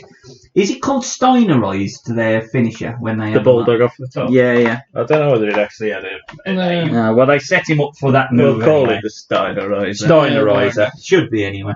But it's reversed, and Razor hits a Razor's edge. Made me laugh earlier on in the match as well that Ted DiBiase said, no, Eric Bischoff said, Scott Hall should have a move named after him. Scott Hall hits the Razor's edge. That's made me laugh. I thought he has. He had your moron. Which is hit. Nick Patrick, though. Oh, God. He fell asleep. He's knackered, eh? Well, he does. That's the bump, isn't it? He's doing falls out the ring. And then you just see him and you go, oh. He's the worst. He's like rolled over. He's poor bloke. He barely gets scraped by Matthias Pereira kickout, and basically he's on the outside and paralysed. Rick Steiner now. Rick couldn't beat him up, do we? Rick Steiner hits the bulldog off the top. Fair play to Scott Hall because he's very giving here because the next 30 seconds he's completely out. As Rick Steiner first of all probably forgets the finish because he goes to revive Nick Patrick, but Randy Anderson from the crowd has popped in his... He goes, I'm a ref, and he goes, all right, then go on. Who the fuck are you? And apparently Randy Anderson can count the win, and apparently in an NWO pay-per-view this can be announced as the result of the match because the Steiners on the NWO pay-per-view, an NWO that's been built and booked so dominant, have lost their first belt. Won't last long. Not only that, though, I don't mind that so much. I can kind of just ignore all the holes in the logic, but when the commentary team then tell you exactly what's going to happen on Nitro throughout the rest of the show and the rest, it just kills it. I think on this card it stands out, to be honest, the match bell to bell. But if it was on any other card, this had been like 4 or 5 out of 10 in terms of a tag team match. And that finish, again, even if it was really good, the finish is so appallingly bad for the logic alone that I just thought it was another disappointment. Sam? I don't mind the finish to a degree, because it kind of turned the tables on the NWO at their own show. So, I mean, this is probably the only comeuppance the NWO will ever get in the whole tying them around. Think about it, exactly. Think about it. So, but, yeah. True. But, you know, it's something at least. It gives them a way out as well. But, yeah, you're right. They shouldn't have announced what the fuck's going to happen on the next Nitro. Because everything in the booking at this point is all cliffhangers. When you tell them what the cliffhanger's going to lead to, you just think, what's the point? You need Jim Ross. What is it? What is it? Jack? What is it? It's a decent match. I don't mind the finish, but, like you say, if you're just going to say we're going to strip him of the belts, it does sort of nullify the whole show as well, because if you're saying, well, we run Nitro as well, why the fuck have you got your own pay-per-view? Exactly. Just call it NWO Nitro. It's your show then, eh? Because you fucking run it, so what's the point? Why would you ever book a title match with faces in it? But I thought it was a nice feel-good moment for the crowd. At least they didn't hear the commentary, so they didn't know what was going to come on Nitro. But everybody else who bought it, the 170,000 down 50-odd%. And I know why. I want to know why. And I know why. Because of shit like this. This was probably one of the better matches on the card. Yeah. Even though it was brilliant for what them four can do. But the finish and then the subsequent for the next 5 minutes of the next match, we're just going to strip him. Then... why the fuck did I have to sit through it there? What was the point? Just send Vincent out. I ain't sure that the feel-good moment should be given to the faces in a crowd that's supposed to be booked in such a way that they're an NWO crowd. But they're obviously not. But they obviously not. Yes. Which means, and I understand why the crowd did it, because even if you was an NWO fan, you would react in such a way that they're heels, because they've been booked like heels all the way through. They were the faces. Anyway, the one good thing that we don't now see is no Miss NWO crap. As we get a bit of casual racism now by the Tanner man, because Eddie Guerrero jumped in the. Oh god! I remember that. Oh god! US champion X-Pac. 6 is a. Hang on, he's not going back. Don't Ted or Bischoff do a bit of casual racism when Chono comes out, saying about it's not dinner time and eating sushi and stuff. They did say that. You're right, though, Jack. You're right, though, Jack. Can you fill me in as to why he's got the US belt? They stole the belt. They stole the belt. That's Eddie is United States champion. I got confused at Starrcade. Yeah, I couldn't he did win it at Starrcade because I think they was doing a tournament at the time. Yeah. And DDP didn't enter it or something like that. And Eddie won the tournament and then 6... stole the belt. Stole the belt, I think. And then he comes out with a belt, even though he's not the champ. Yeah. But the belt looks massive on him, don't it? Everything looks massive on him, to be fair. That's why the cruiserweight belt was so small. Also, as well, 6, B-team thing. Still gets to I may get that again. Look at me! You basically say, do we have to? You should have come out. Where's your dog and your produce? Why have we only said that there's 3 members of the NWO of any value? Basically, yeah. Why have you added more then? Not really more. Yeah, but I mean 6 is alright. No, 6 is number 6. He's in a US title match. Yeah, I'm not going to doubt that. Anyway. Shouldn't it be number 5? Because number 4 was Giant. If he's left, that means Ted, who was number 5, is now number 4.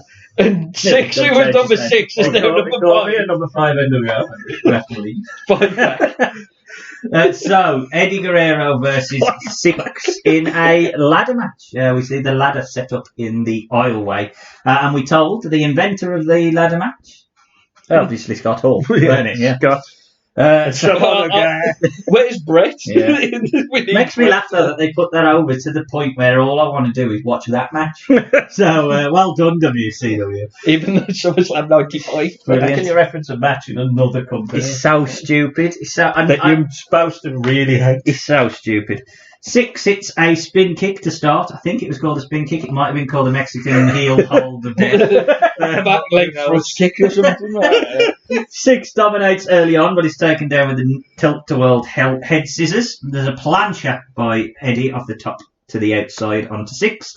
Bischoff now discusses Six's concussions as the Bronco Buster is hit. Bischoff, though, I know what he wants to talk about a lot in this match, as the next, gotta be 6-7 minutes, talks about karate, basically about how people who do karate, apart from him and Six, just showing off, and Glacier, who gets dropped in. It's unbelievable. Why don't you fight Glacier on this show? No, well, exactly.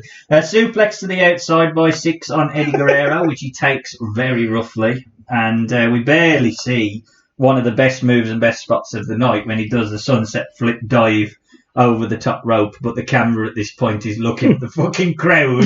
So we basically We gotta look at knobs. Yeah, we basically see knobs. Six gets the ladder and charges at Eddie Guerrero. The commentary team now big up that Scott Hall invented ladders.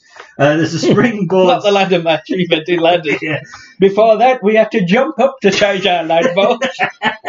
There's a springboard shot on the ladder by Six, and now Eddie. There's an Eddie chant from a fairly dead crowd. Stomps on the ladder onto Eddie by Six as well, and then Sex. And then Is that his name? Sex pack. Now Six sets up the ladder in the corner, but Eddie drop kicks the ladder into the face of Six. Both men climb the ladder, but Six hits a huge jumping side kick. I mean, he don't give a shit about his own safety there. Wait, he's taking the brunt of the I know, that's an unbelievable spot in fairness to him. Knocks them both off. Both scale the ladder again, but a staggered Eddie Guerrero knocks Six from the top of the ladder. Scaled again, and you've got to love this line. I don't get this at all. Well, don't do it for your family. Don't do it for money. Do it for Alice in Chains.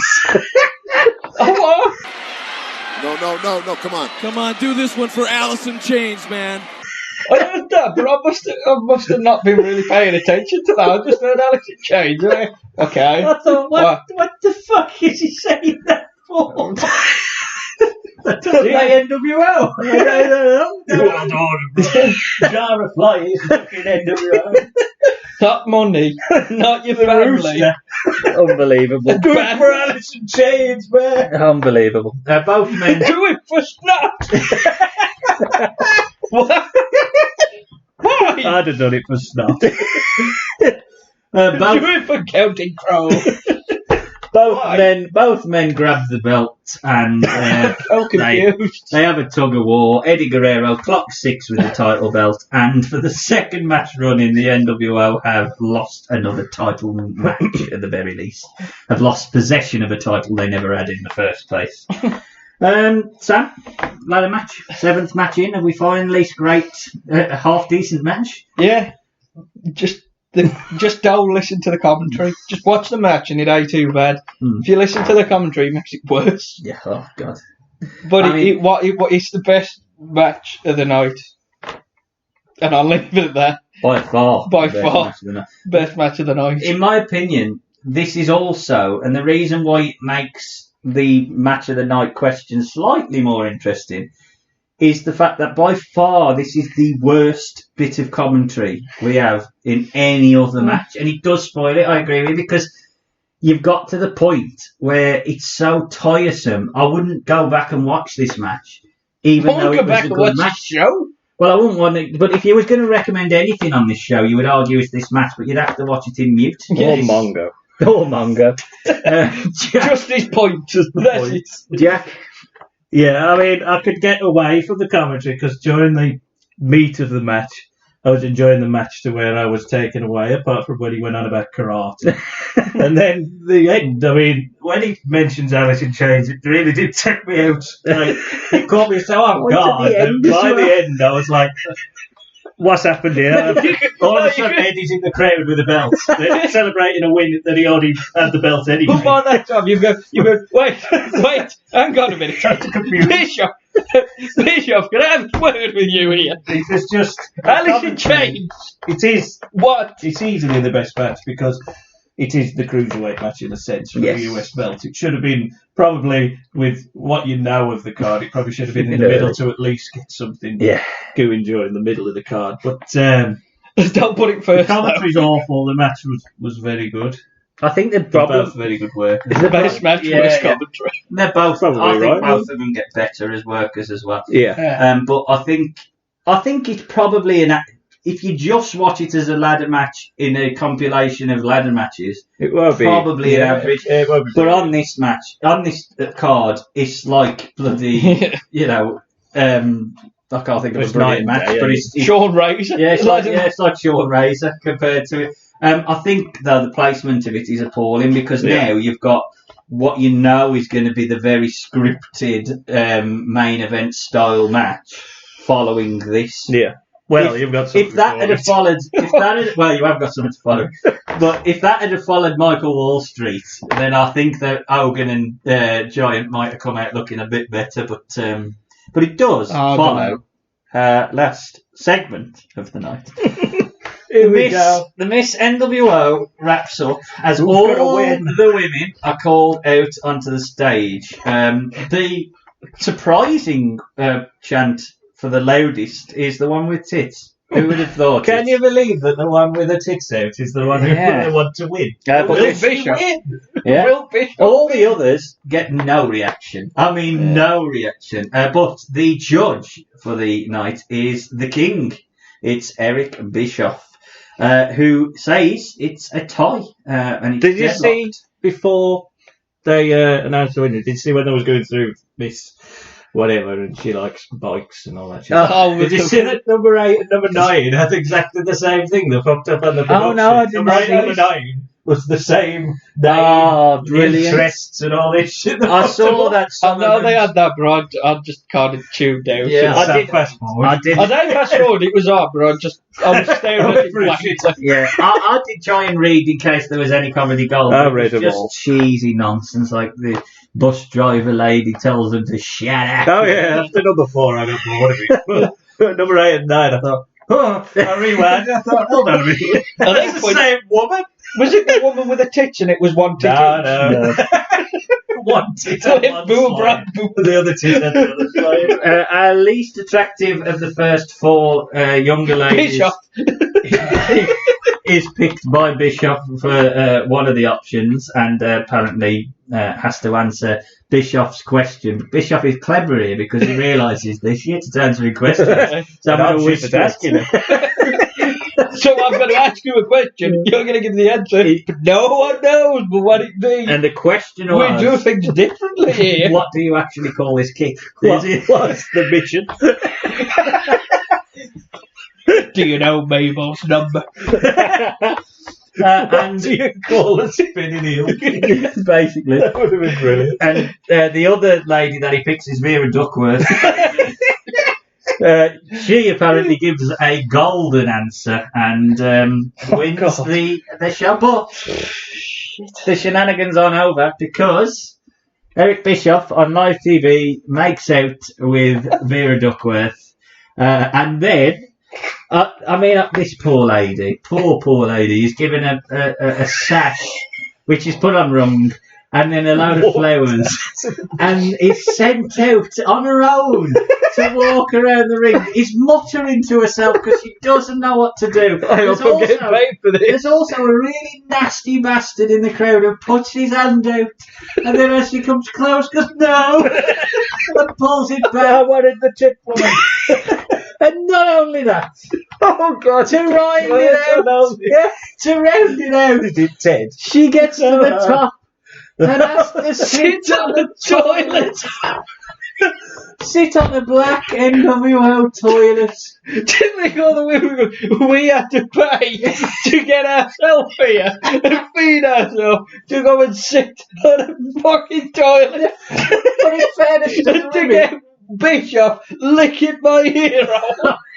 Asking me a question he's not Get us pre-answered for. It's an NWO toilet, though. It is, and like It's a heel toilet. the women don't even sell that they give a shit. They're all free. No, the winner did because they went sat on the toilet. I don't know how to get necked by them. Basically, you started off with a rubbish truck and you've ended with a fucking toilet. No, That just goes to show from beginning to end. we haven't This quite is ended yet. I'm going to throw it to you first, My Jack, because we might as well wrap up the Miss NWO concept Please. by discussing the whole concept from start to finish. Give me any thoughts you might have had Give me something. about Miss NWO. I ain't got a problem with the concept, right? Yeah. But the execution of it was it couldn't have been worse.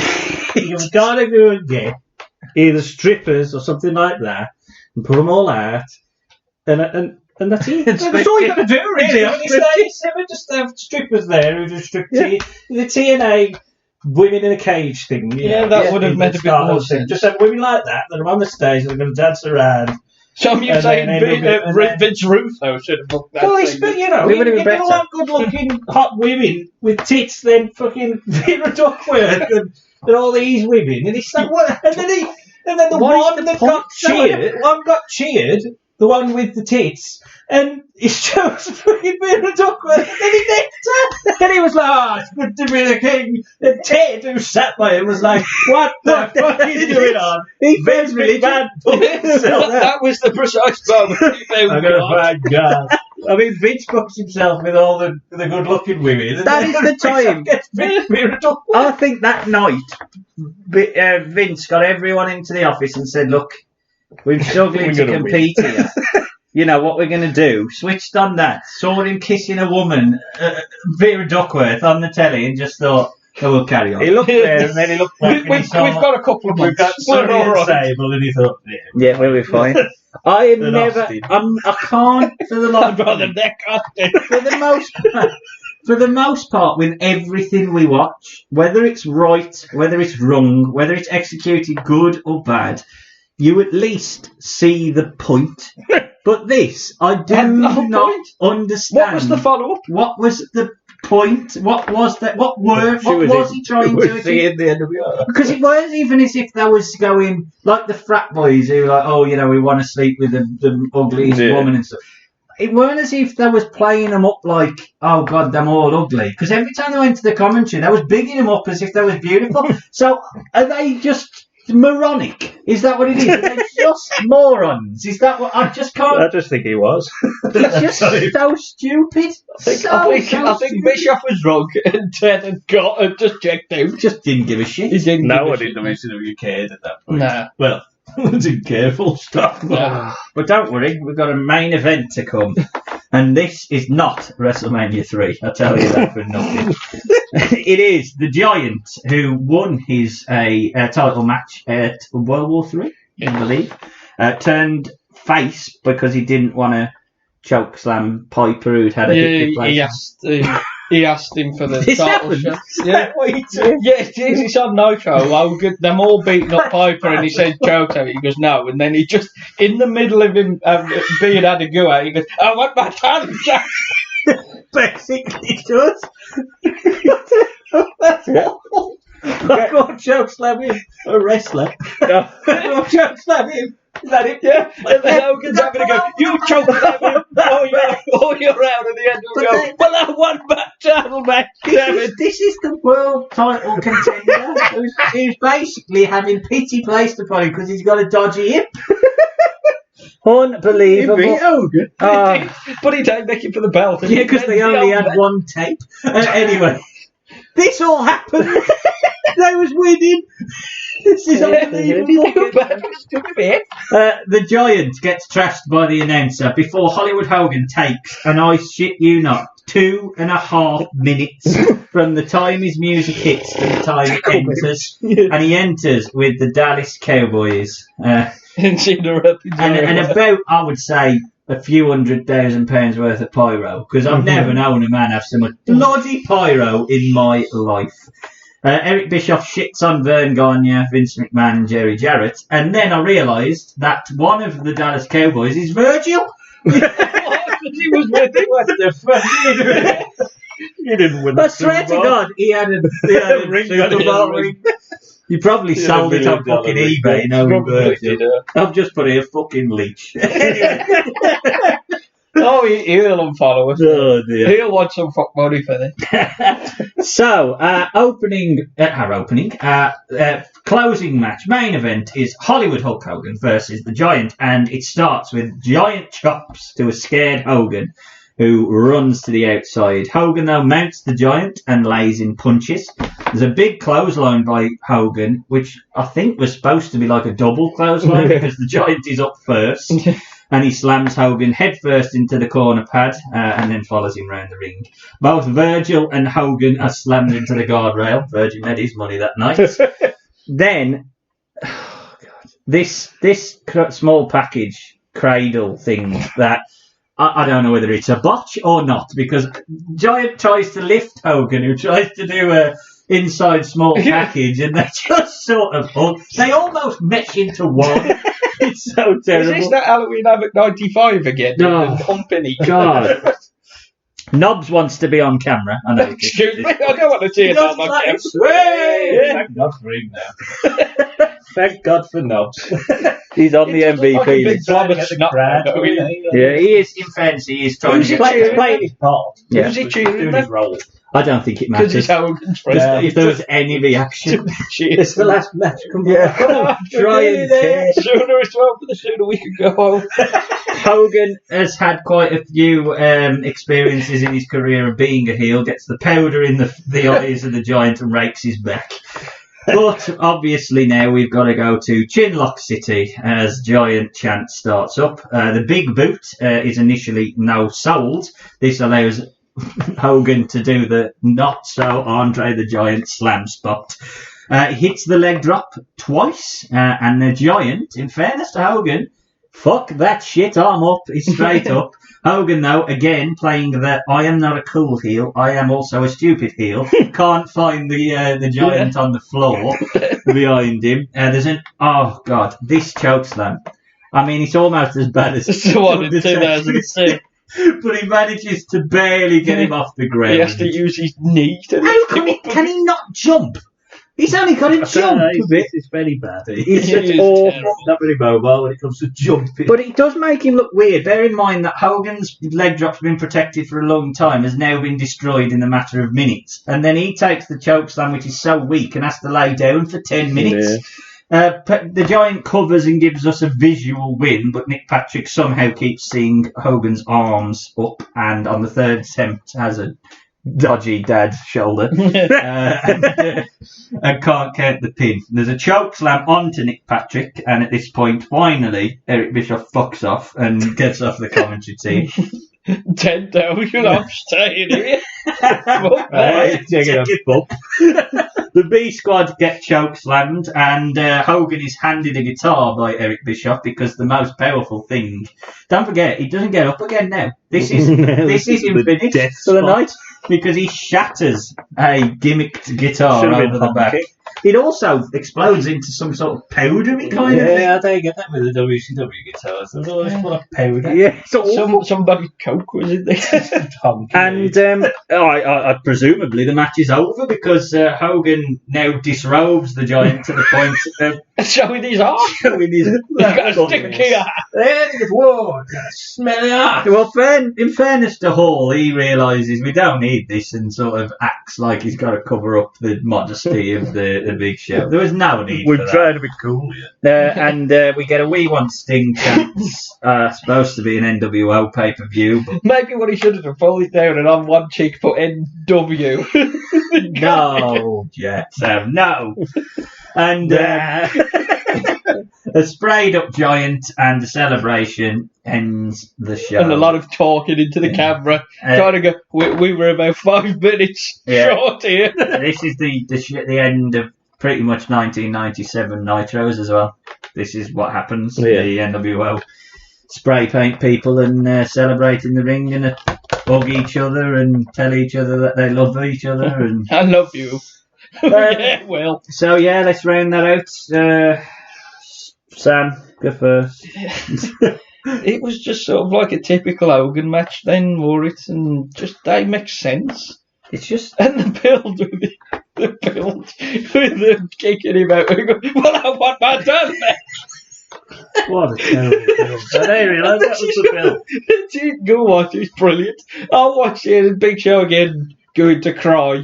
I can't hit him. What are you doing? I own you. I want my goddamn belt, man. Because I think he does grab Hogan by the throat. They go, all right, back up, big man. And then they just beat him up. Yeah. This is shit. Bloody hell. That's a quick swerve. Jack? Oh, I don't expect a lot from Hogan Giant after all we've seen. But they failed to deliver on what I expected. Dallas Cowboys, why? I expected someone else to do anything. They didn't get in the ring after. They didn't get a bump or anything, did they? If they'd have got chokeslammed, it might have get a pop. Why the Dallas Cowboys? Well, that's another thing. Well, they were just searching for the Rodman, were they? They were searching for they were searching for their Rodman, and they found him in the form of Rodman. They already had Rodman. But they bad. Then the match was, and then there's no finish. It just ends, and then we get his arse out, and we spray paint him, and we do a random fart pyro and guitar with a belt. I think the difficulty I have is that at this point, at the very least, it don't feel like a pay-per-view anymore. Nah, the pay-per-view doesn't feel like a pay-per-view. It's just an extended Nitro. Yeah, the issue I have, though, is the fact not so much that the NWO pay-per-view plays out the way you expect an NWO thing to play out. It's the fact that the way that the whole match is booked and the way that it ends, you've killed any credibility of the Giant ever being a credible threat to Hogan, because he can't be, because he's got no backup. No one comes out to help him. There's people in the crowd that are WCW don't want to help, don't want to even get involved in a fight with NWO. But you want to get help by knobs. Sting is supposed to be in the rafters. They want him where you want Sting. We ain't going to see him for a year, so we know there's no who can possibly take the belt off Hogan at this point. Who can? Luger.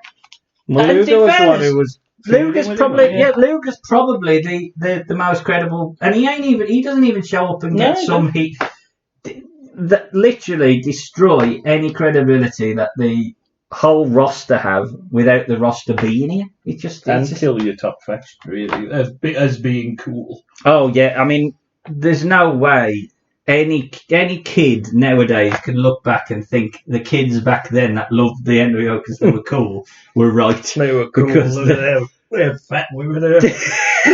They like dogs. They're fat women and bats. And random fat blokes on the stage for every match. Obviously, without listing, you can go onto our back catalogue to see the pay-per-views that we've reviewed throughout our 50-some-odd podcasts thus far. I'm putting it out there that this is, without a shadow of a doubt, the worst pay-per-view we have watched from bell to bell. From start to finish, this is as bad. There is nothing on here that I think is credible and would make it not be the worst. No. Sam? I'll agree. I agree. See, even though Super Clash was fucking awful. You know my feelings on ECW. At least with ECW, you know what you can get in production-wise. This is meant to be WCW was the number one, who meant to have a good production, who meant to be knowing what they're doing. What was this? I am so little, and you give me worse than that. I am very disappointed. I am not angry. I am disappointed. I wish Bishop would have come through the curtain with a big smile and you were stood there. I am very disappointed. I'm disappointed in you, Bishop. I'm taking your bin away. Honestly, I looked at it and I'm disappointed in you, Bishop. Jack? Yeah, I think the Victory Road runs it close. Oh, that is terrible, and all I forgot about of bullshit that goes on in that pay-per-view. That runs it close. But I think this does win. AJ and Abyss makes the match of the night here. If they put AJ and Abyss... That was lockdown. Was that lockdown? What was Victory Road? AJ Matt. It was the one with Sting, Jarrett, and they had the blood with And Morgan V. Hernandez in the red sauce match. The red sauce. And Taz doesn't know what a minion is. And Anderson versus LVD. Yeah. He does his finish on the stage. Yeah, is this a plant or not? And the ref gets knocked down. Zelina Vega holding the Knockouts tag title there for about 2 hours. You know, it runs it close. Yeah. This is probably worse. Well, there's 174,000 people bought this. There were 170,000 people not. Or 174,000. I would much rather have Jeff Jarrett at a fun fair than Miss NWO. That was a better skip. Yes. There's no argument there. Pizza! But yes, you can check out some of Deirdre! those.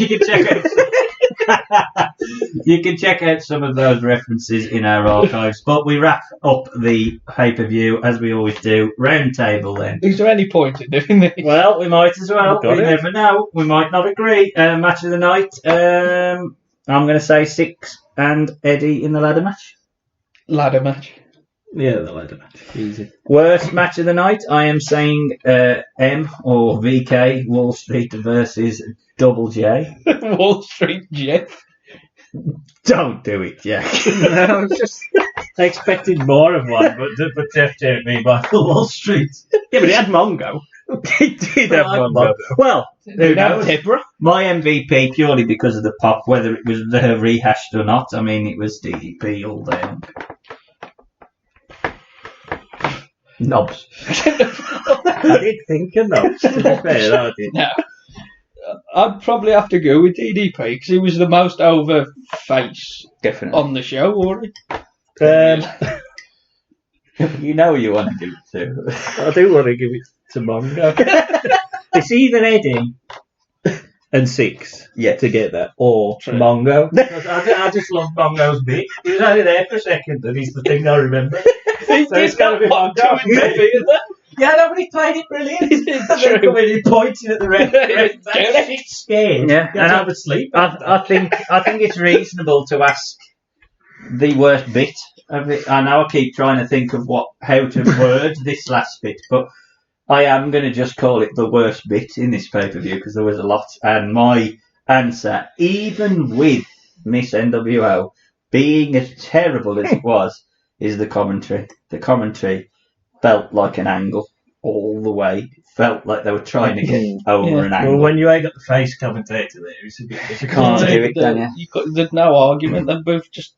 As I said, when I listened to it, because I knew it was bad, but listening to commentary made it worse. Because I'm trying to convince the self that this is cool and edgy. When really you can tell in the voice that I'm both thinking, this is shit. This is cool. Yeah, this is cool. But in the end, they'll go, no, it's not. No, it's not. We got IRS. Even Ted goes, Bischoff, what the fuck have you got me into here? So do you concur? I concur. I agree. Jack, 3. Oh, no, it's a miss end of the The whole skit, either the one where she just goes, hey! Or the minute that he starts necking the winner. I did think to myself, what the fuck? If you imagine, though, I mean, at the time I was 10, you was 8, you was 5. Imagine I've sat there and I've said, Mum, I want to buy a pay-per-view. Mum, I really want to buy a pay-per-view. Mum, I really need to buy a pay-per-view. Rumble or sold out. Rumble or sold out. I'm going to go for sold out. And then I'm just thought about what I can say. Then Mum and Dad walk in the middle of the night and I'm watching Bischoff kiss Deirdre Barlow on the bloody TV. Coronation Street's changed. It is time for bed. It's a farce. If I was to say to you, Miss NWO, Mil Mascaras, what's the next statement I'm going to make? Who has the most saggy teeth? Who would you want to nick? I would probably... Deirdre Barlow. Who would you want to nick? Bill Mexican, a 50-year-old Mexican or a 50-year-old... In his mask, he won't take his mask off. He's got to keep his mask on. I think that's a Twitter poll. I'd give I'd put it on. See if we get the Mexican phantom. I mean, to say you've necked Mil Mascaras, there ain't many people that have. It's quite a statement. No. He's got to neck you. You know, John, remember? No, yeah. I do the tongue. You would have definitely gone over it. You said Bill Vasquez. Jesus Christ. 97 started off bad for both. But it was one of WWF's best years. And Unbelievable. We will be back. We will be back. So, already done King of the Ring. Yeah, we have. Oh God. Yeah. So it's supposed to be the best year. We now take the unenviable task of attempting to turn sold out 1997 into something that would sell out in 1997. We have to. We do, unfortunately. I've done a card with a bit of backstory, and I've had to put a bit of backstory. I have a little bit of just a little bit. Some logic. So I'll go first then. So mine, I must clarify that 6 would win the Cruiserweight title on Nitro. Buff would win the US title in the tournament and turn at the end of that to join the NWO, so they would help him. So going into the pay-per-view, the only people that are in the NWO is Buff and obviously Giants turned. I've got no problem with the turn, although I probably would do it better than do it a bit better. I don't want to choke slam Piper. But yeah, I would turn him. I think I would turn him on the basis of what I'm about to say next. So Bischoff wants to make an NWO pay-per-view, but the WCW brass, because you've got to. It can't make any sense if they don't say anything. And they do, I think, in a couple of weeks' time, sort of oust him. The reason they had it is because they won War Games. That's how NWO got their own paper. Well, I wouldn't necessarily do that, or I don't mind that staying because it doesn't throw it out. But basically, the WCW would not allow their belts to be on a different show. So Eric Bischoff, to make a deal, allows them to name the referees in the match, because we need that shit. Yeah. And the opponents for the belts, as long as, if the NWO win, the belts become NWO property and NWO belts, and they can defend them on NWO pay-per-views in the future. Eric Bischoff also announces 3 matches open to any talent, so not the open contract, but this is on the show. They can turn up because it creates the buzz of who's going to turn up. It's not Michael Wall Street. And any talent that wants to join the NWO can do it in a sort of what was that thing on No Holds Barred? The Battle of the Tough Guys. Tough Guys. Zeus gonna come out. Yeah. So my card would open, and I hate the fact that I've rebooked it out of existence, but I had to because of the logic behind it. Is Dean Malenko versus 6 in a Cruiserweight title match. Dean Malenko would win because the Horsemen would cost the NWO. I must stress, one of the things I would do, because I've booked that arena, is I would have the camera facing the aisleway with the shitty lighting thing that they had, because I wouldn't want the dissatisfied faces in the crowd. But I would give every single person in the crowd a free NWO shirt, a free NWO cap, and really hammer home that this is it. I would also probably, in a dark segment before the show, have a heel WCW guy come out and run down the crowd and all that shit. Yeah. Really hammer it up, get them to care that this is. And I would have Bischoff and Ted, because you've got to, unfortunately, make out that this is a legitimate pay-per-view from a legitimate new company. And Horseman cost 6 the thingy. Flair comes out, causes a ruckus, gives a couple of fans some WCW shirts and shits on the fans that don't. That sets the scene. So moving forward, the next match is Double J versus Big Bubba. Double J is trying out for the NWO. Big Bubba is a logical person to go in the NWO, but he's also a logical person because he's cannon fodder and can lose and not be Michael Wall Street. And I would have Double J win, but swerve, join with Mongo and the 4 Horsemen, and obviously that was why Big Bubba, even in losing, manages to join the NWO. Next match would be Chono versus Conan, because I think that would be a good match. I know, I do appreciate I've booked it wrong because Conan can't be there, but I've just made put somebody it. in a Conan mess. Yeah, and I've made it that I know that Conan is going to be somewhere else on my words. And both men would join at the end, and it'd be a good match, because I would want a legitimate 2-faced kind of characters, because they can be tweeners when they're on Nitro, it doesn't matter. But yeah, good match. Next match would be Buff defending his title against Eddie Guerrero. This is because I don't want Scotty Riggs on pay-per-view, and I want someone who can lead a match for Buff, because I think it's important Buff looks strong, but Buff's losing the title because of Scotty Riggs. Again, WCW are the heels here, they're cheating to win and doing anything to get one over on the NWO. Next match would be Steven Regal versus Scott Norton. Steven Regal can work perfectly as the I want to be a heel, but I'm so heelish that the heels hate me as well. So, and Scott Norton has got a cool factor to him. Scott Norton wins, joins the NWO. Miss NWO skip would go on throughout, but my Miss NWO is just the silhouettes behind the screens. You don't see them, women dancing naked. I would even go as far as Bischoff selling it on TV. Come and watch us, we're going to have naked women on TV. Nah. Get there, them on silhouette. It's just a silhouette of a... So it rounds out just before the tag team title match where the outsiders are in the ring. Bischoff comes down, is going to announce it, says silhouette number 6. Silhouette number 6 comes up. It's Kimberly in a WCW t-shirt. Behind them, DDP comes in, diamond cutter to both of them. Referee calls the bell. Harlem Heat wins the title. No match pretty much, but at least it puts over that. If you're going to have DDP on the show, he's going to get cheered. Yeah. So you can't have a match after it, really. Yeah. So just having and Harlem Heat and heelish because they've taken advantage of a situation. So they've lost the belts as well. Going into it, they've lost all the titles. This is Hogan v the Giant.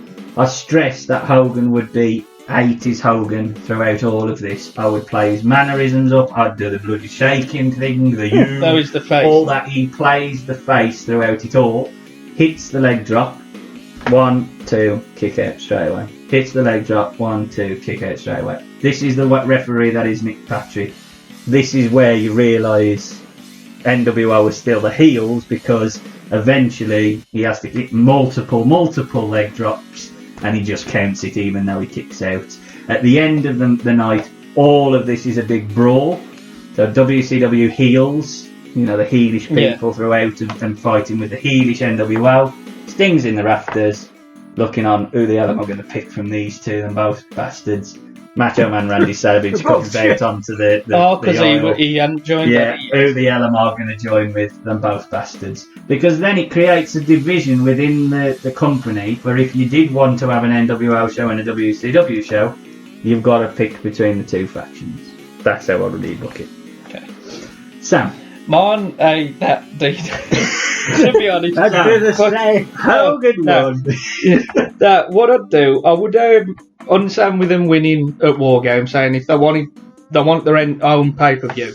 So they win at War Games, and then WCW say, well, we've already got this arena booked, so you've got to have it at this one for January, whatever.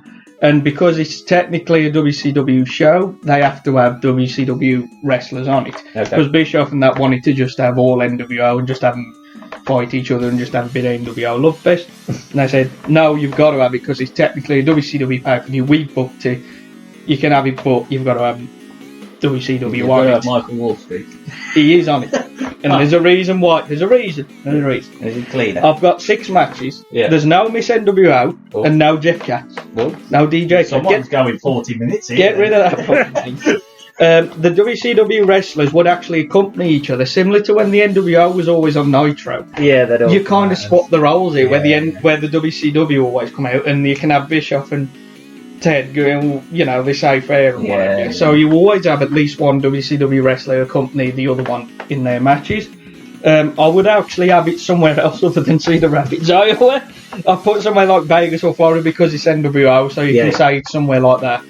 Not Cedar Rapids. Not Cedar Rapids. Sorry, but you know. Vegas would have been safe. Yeah, something like that. And I wouldn't have Sting show up, but I would have like a Crow there just as the presence. But the matches I've got, DDP they'd still be punishing him, saying, okay, we've got to have WCW wrestlers. They'll say, well, we're going to book DDP because of what he did, but he has to have a 3-on-1 handicap match against Norton, Chano and Wall Street. And you have a guess who's taking the pin here. So he's winning? No, DDP's winning, but Wall Street's the one that's getting no, that's what I mean. I thought DDP's winning. I thought, well, it's Ben, eh? But that's obviously punishment for him to refuse. Don't say Hogan sees something in him, because that don't make sense. no, I didn't. Just say, look, he turned on us when he's number one on the hit list, because they even said that when he diamond cut Scott Hall. Yeah. So basically, he's number one on the hit list too. Oh, Hogan likes him, so we'll forget that. No sense. No sense. So he's on there, but he finds a way, and obviously you can still have some WCW wrestlers coming out distract, like Norton and Cho now. So Wall Street gets the diamond cut, and that way you could probably kick Wall Street out and he can go. Did he leave? I don't think he was in it that long after, was it? Come back in 2000, but I don't think I can't remember him in any scene. Probably still employed. Oh yeah, that was probably. But just something like that. Well, exactly. So you've got that match. I would have, and this match I even left for in it. I would actually have Brian Knobbs in a match against Bubba in the street fight. Yeah. Purely because obviously you can play up the thing with Sags, saying they got rid of Sags. So obviously he wants to have a match with the NWO. So obviously they give Bubba and it's a street fight. Okay. So you can have the fight and have a proper brawl. Knobbs will win because of Harlem Heat helping, or some WCW wrestlers. I'll put Harlem Heat for some reason just to get them on. But similar to how the NWO would always win with run-ins, you do this with WCW. The next match I would keep Bagwell Riggs because it is still the breakup angle. You can carry on that feud. Bagwell would win to carry on that feud, and you could have, say, Riggs win on a WCW pay-per-view like Slamboree or something. Put it on. Well, you know what I mean. You can have you can carry on that feud you know what I mean. Carry on that feud because it's tag breakup. Yeah. The Outsiders v the Steiners, I would have that similar. Have the ref come in and count to 3. And then don't have them say, we're going to strip them of the belts. Just say, this call count. It's an NWO pay-per-view. We've booked the refs. So then the next night, Bischoff can say that, it's not an official.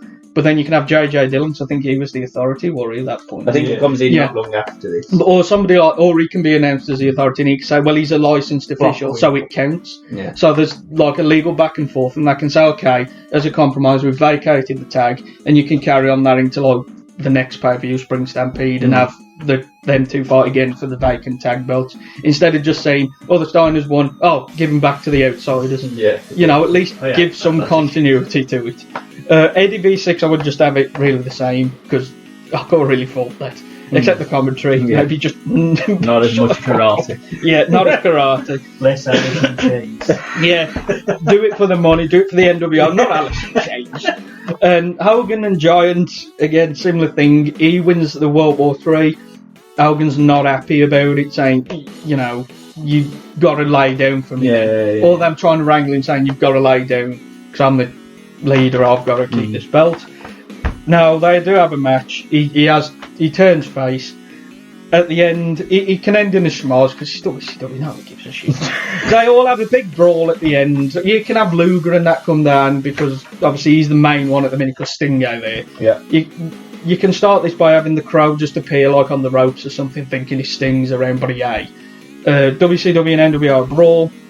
NWO run away, but Scott Hall's the one left in the ring, and you have WCW spray painting with WCW on his back. So I think that Sting did that day later on or something. Did he? Yeah. That did something like that.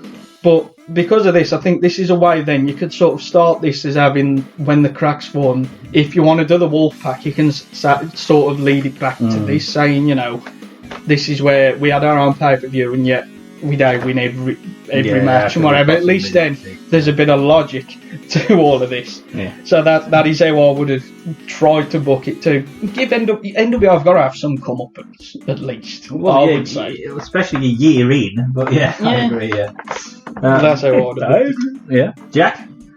Right. So it's going to be an NWO pay-per-view. It's called Sold Out because people will sell out in a sense to the NWO. But it's sanctioned by WCW, so that's as WCW refs. I would do what you said with the NWO t-shirts, free merch on the seats, all that shit. You get some free merch and wear it, you bastards. Right. To start the show, the NWO are going to come out. Minus Hogan, he's too big. He can just work the final match. He's in the main event. Sam's got an NWO shirt on. I sold out. You sold out. I am VK Wolfstreet. and they're going to say that they're having tonight. Sting will sell out and join the NWO. That'll be later, but right now we're going to have tryouts for the NWO. And the American males who haven't broken up in mind are going to come out to say they want to join, and then the NWO can say, well, it's mainly Hall and Nash, and Vincent can be behind doing there's only room for one of you. We don't want you both. And then Scotty Riggs is going to go, they're going to what about this fucking dash? Well, they'll blow. Yeah. They can have a quick match, quick squash. Bagwell joins, have a t-shirt. Here we go. Match 2. Have a t-shirt. Here we go. You'll love this match. Yeah. Match 2. Yeah. Jim Powers versus the Renegade. Who's joining the NWO? Neither. Thank God. They're going to come out. They're going to have, I would say, I know they say hard for you both, but go out and fuck up everything. Because then the NWO are going to get in and beat the shit out of them. Then the next match is going to be La Parka versus DDP. Okay. He ain't done the turn. I'll do it. DDP would win. They would want him in. He would do the diamond cut. It would be basically that match. And then they would. Then the NWO would fuck off to the back. Then so the end of the. It gives them a way to say the whole pay-per-view way this because now Scott Hall's going to go to the back and Icy's face. Scott Hall's going to go to the back, Icy's face. DDP did his thing, run off through the crowd. Yeah. DDP is now a big face pushing. Next match, Lord Steven Regal, TV champion, versus Scott Norton. Cool. Scott Norton is going to win the belt because it's NWO. TV champion. Next match, Masahiro Chono, his debut for the company against Jeff Jarrett, and he's going to win. Yeah. Then the faces Chono wins, not Jarrett. Sorry. Yeah, of course. No, it would still Mongo quick. No. The Faces of Fear come in through the crowd, get on the mic, ask me who's going to talk. They were the former tag champs, so I've got to use these. How was that? And they're going to get pissed off and say it's an old farce, it's a joke for this pay-per-view. We want the outsiders, we want them out now, we want to beat the shit out of them. Kevin Nash is going to come out and say, you know, we've been booked to the main event, we can't have, you know, with our pay-per-view, we've already got a match, got all ice in his face. But you can fight two people. You can fight two people who want to join the NWO, which will be the Public Enemy. Oh God! And the Faces of Fear. Yeah. Faces of Fear are going to beat the shit out of them in an hardcore game. Yeah. You can put it to the table there. Get the Faces of Fear over his face. I mean, they ain't really faces, like, can they? Exactly. You've got to try and get him his faces, so get him over his face. Next match is the US title ladder match. I'm keeping that exactly the same. Yeah. And Eddie wins his belt back, even though it's his belt. Next match is just a hardcore match, and I'm keeping it not the same. Big Bubba versus Hugh Morris, but I ain't keeping the bike. Or the little dying. Next match, Randy Savage versus the Giant. Yeah. Randy Savage is going over in the NWO. Is he joining? I think he is already in the NWO at this point. No, he isn't. Because they do mention No, that was in the February. That was Halloween Havoc '97. Oh. When he fought Piper in a cage 10 months after. Yeah, it carries on. It's just the night. That's the go home. No, it only got the night show before this. He comes out and he sits in the middle of the ring, takes over the show, says, "I got no love for WCW, but Bischoff's bastard," basically, and Sting comes and says, "Come on." Yeah, and then together. And the way he turns is, I think he said Super Brawl or something when Piper's got him in the Hogan in the sleeper. The ref counts it, but then Savage pulls Hogan's leg to say, no, he had his leg under the ropes, even though the ref was looking at him. Yeah. That's how this is all around Piper making sure that if he is going to lose at all, he don't lose clean. He don't lose clean. And that when he does win, he doesn't make it for the belt. Why Liz eventually goes from being held hostage to giving the shit as well. But there you go. But anyway, you can have it. Yeah, he's already at the end of the Good for you. He jumped off the cage onto Piper on Nitro. Well, he jumped off the cage and Hogan didn't stop him from nearly breaking his leg. So he's already in it, and he'll beat the Giant by shenanigans with the other members. The main event is Hulk Hogan and the Outsiders versus Mr. Luger and the Steiners, who are all Stang's mates. Yeah. And then, Sting's going to sell out, as I've said. So they're going to have a match. right near the end, Luger's going to be down, Hogan's going to think he's going to beat, and then in the crowd, there'll be Sting in a little box or whatever, and he'll stand up and he'll take his coat off and he'll have an NWO shirt. And Hogan will go, oh, look at that, here's drawing the NWO, fantastic, we love it. And then the real Sting, because that's Jeff Farmer, will come behind him. That's Tony Act. Oh, fucking hell. And he'll do the death drop Yeah. in the thingy, point the bat, and then Hogan will turn around. Luger will get him in the rack, do the rack, he'll win. Luger gets the win over Hogan. Yep. Sting has been portrayed as not joining the NWO, he's WCW, and he will get to Hogan once he's finished with Piper and Luger. Would you finish that? and Piper would come out on the stage as well. Hobbling. He just appears on the stage. He comes down to the ring and he'd start brawling. Oh, with the yeah. outsiders. With And John that would be Tenter. it. So basically, I'm Oh. trying to get Luger out because he's very hot at this He point. was very Yeah. hot at this point, yes. I didn't Luger didn't make my show, unfortunately, but there you go. But if you feel you could have rebooked it better, let us know on our Facebook page, which is facebook.com/BCC pod, on our Twitter, which is @BCC pod. Give us a follow there. Or our website, which is bettercallcreative.com. We round out the episode, as we always do, with a fantasy card, and as this was the all NWO pay-per-view, we took the task of taking all carnations of the NWO, or derivatives of the NWO, and matching up people from different factions in a all NWO card to a certain extent. As Jack, you rounded us out on our rebooking, I'm going to throw to you for our match number 1. Match number 1. Stevie Ray, Yes. NWO, whatever the fuck it Hollywood. was. B team, wasn't it, I think. Hollywood, you could say, when that splits. NWO Hollywood versus Booker T, WWE, NWO. Oh, of course, yeah, Booker and Stevie joined the NWO. I didn't realise that. Who's winning? Booker T. Of course.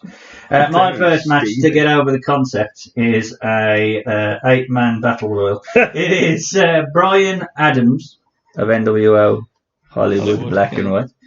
Lex Luger from the Wolfpack. Double J from NWO 2000 or Silver, if you will. Psychosis from the LWO. Stevie Richards from the BWO. The Big Show from WWE NWO. Chono from NWO Japan. And Eric Young from the band. In an 8-man battle royal. And I am going to put over Lex Luger, I think. Not Psychosis. He eliminates Big Show, doesn't he, obviously? My first match is a tag team match from NWO 2000, the Harris Brothers. Oh, that made the show. Versus from NWO Japan, Chono and Muta. Oh. And What's going over NWO Japan. Next match, Fatal 4-Way action. It's Horace Hogan. Oh, Horace! NWO B team or C team versus Conan. Wolf. I've just put Wolf, but it's Wolf Pack. You've got to have the Versus X-Pac. X-Pac! NWO WWE. Of course. Versus Super Kalo. LWO. He was, no doubt. And I'm putting over Conan. Wolfpack. Ooh, Conan goes over. Definitely I'm was. disappointed. It was in you. definitely was Sam's pick.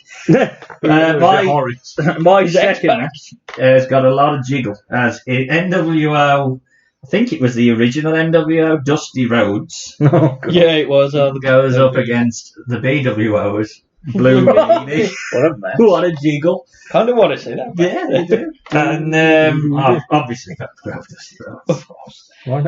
My next match is from the Wolfpack, Lex Luger, versus from NWO 2000, Jeff Jarrett. And I would put over Lex Luger. Fair play.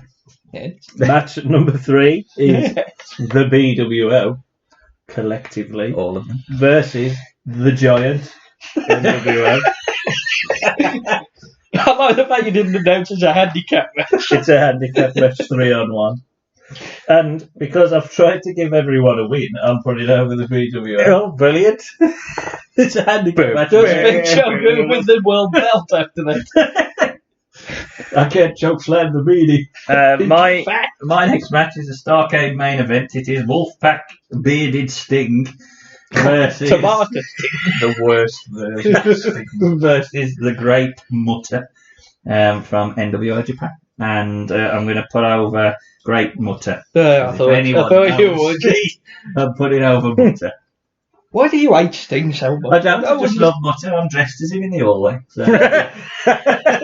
It is true. You know what? I can't argue with that. Right, my next match is the leader of the NWO 2000, Brett, He was. versus from NWO Hollywood, Scott Steiner. Oh. Look back at our podcast for Scott Yeah. Steiner, recently released.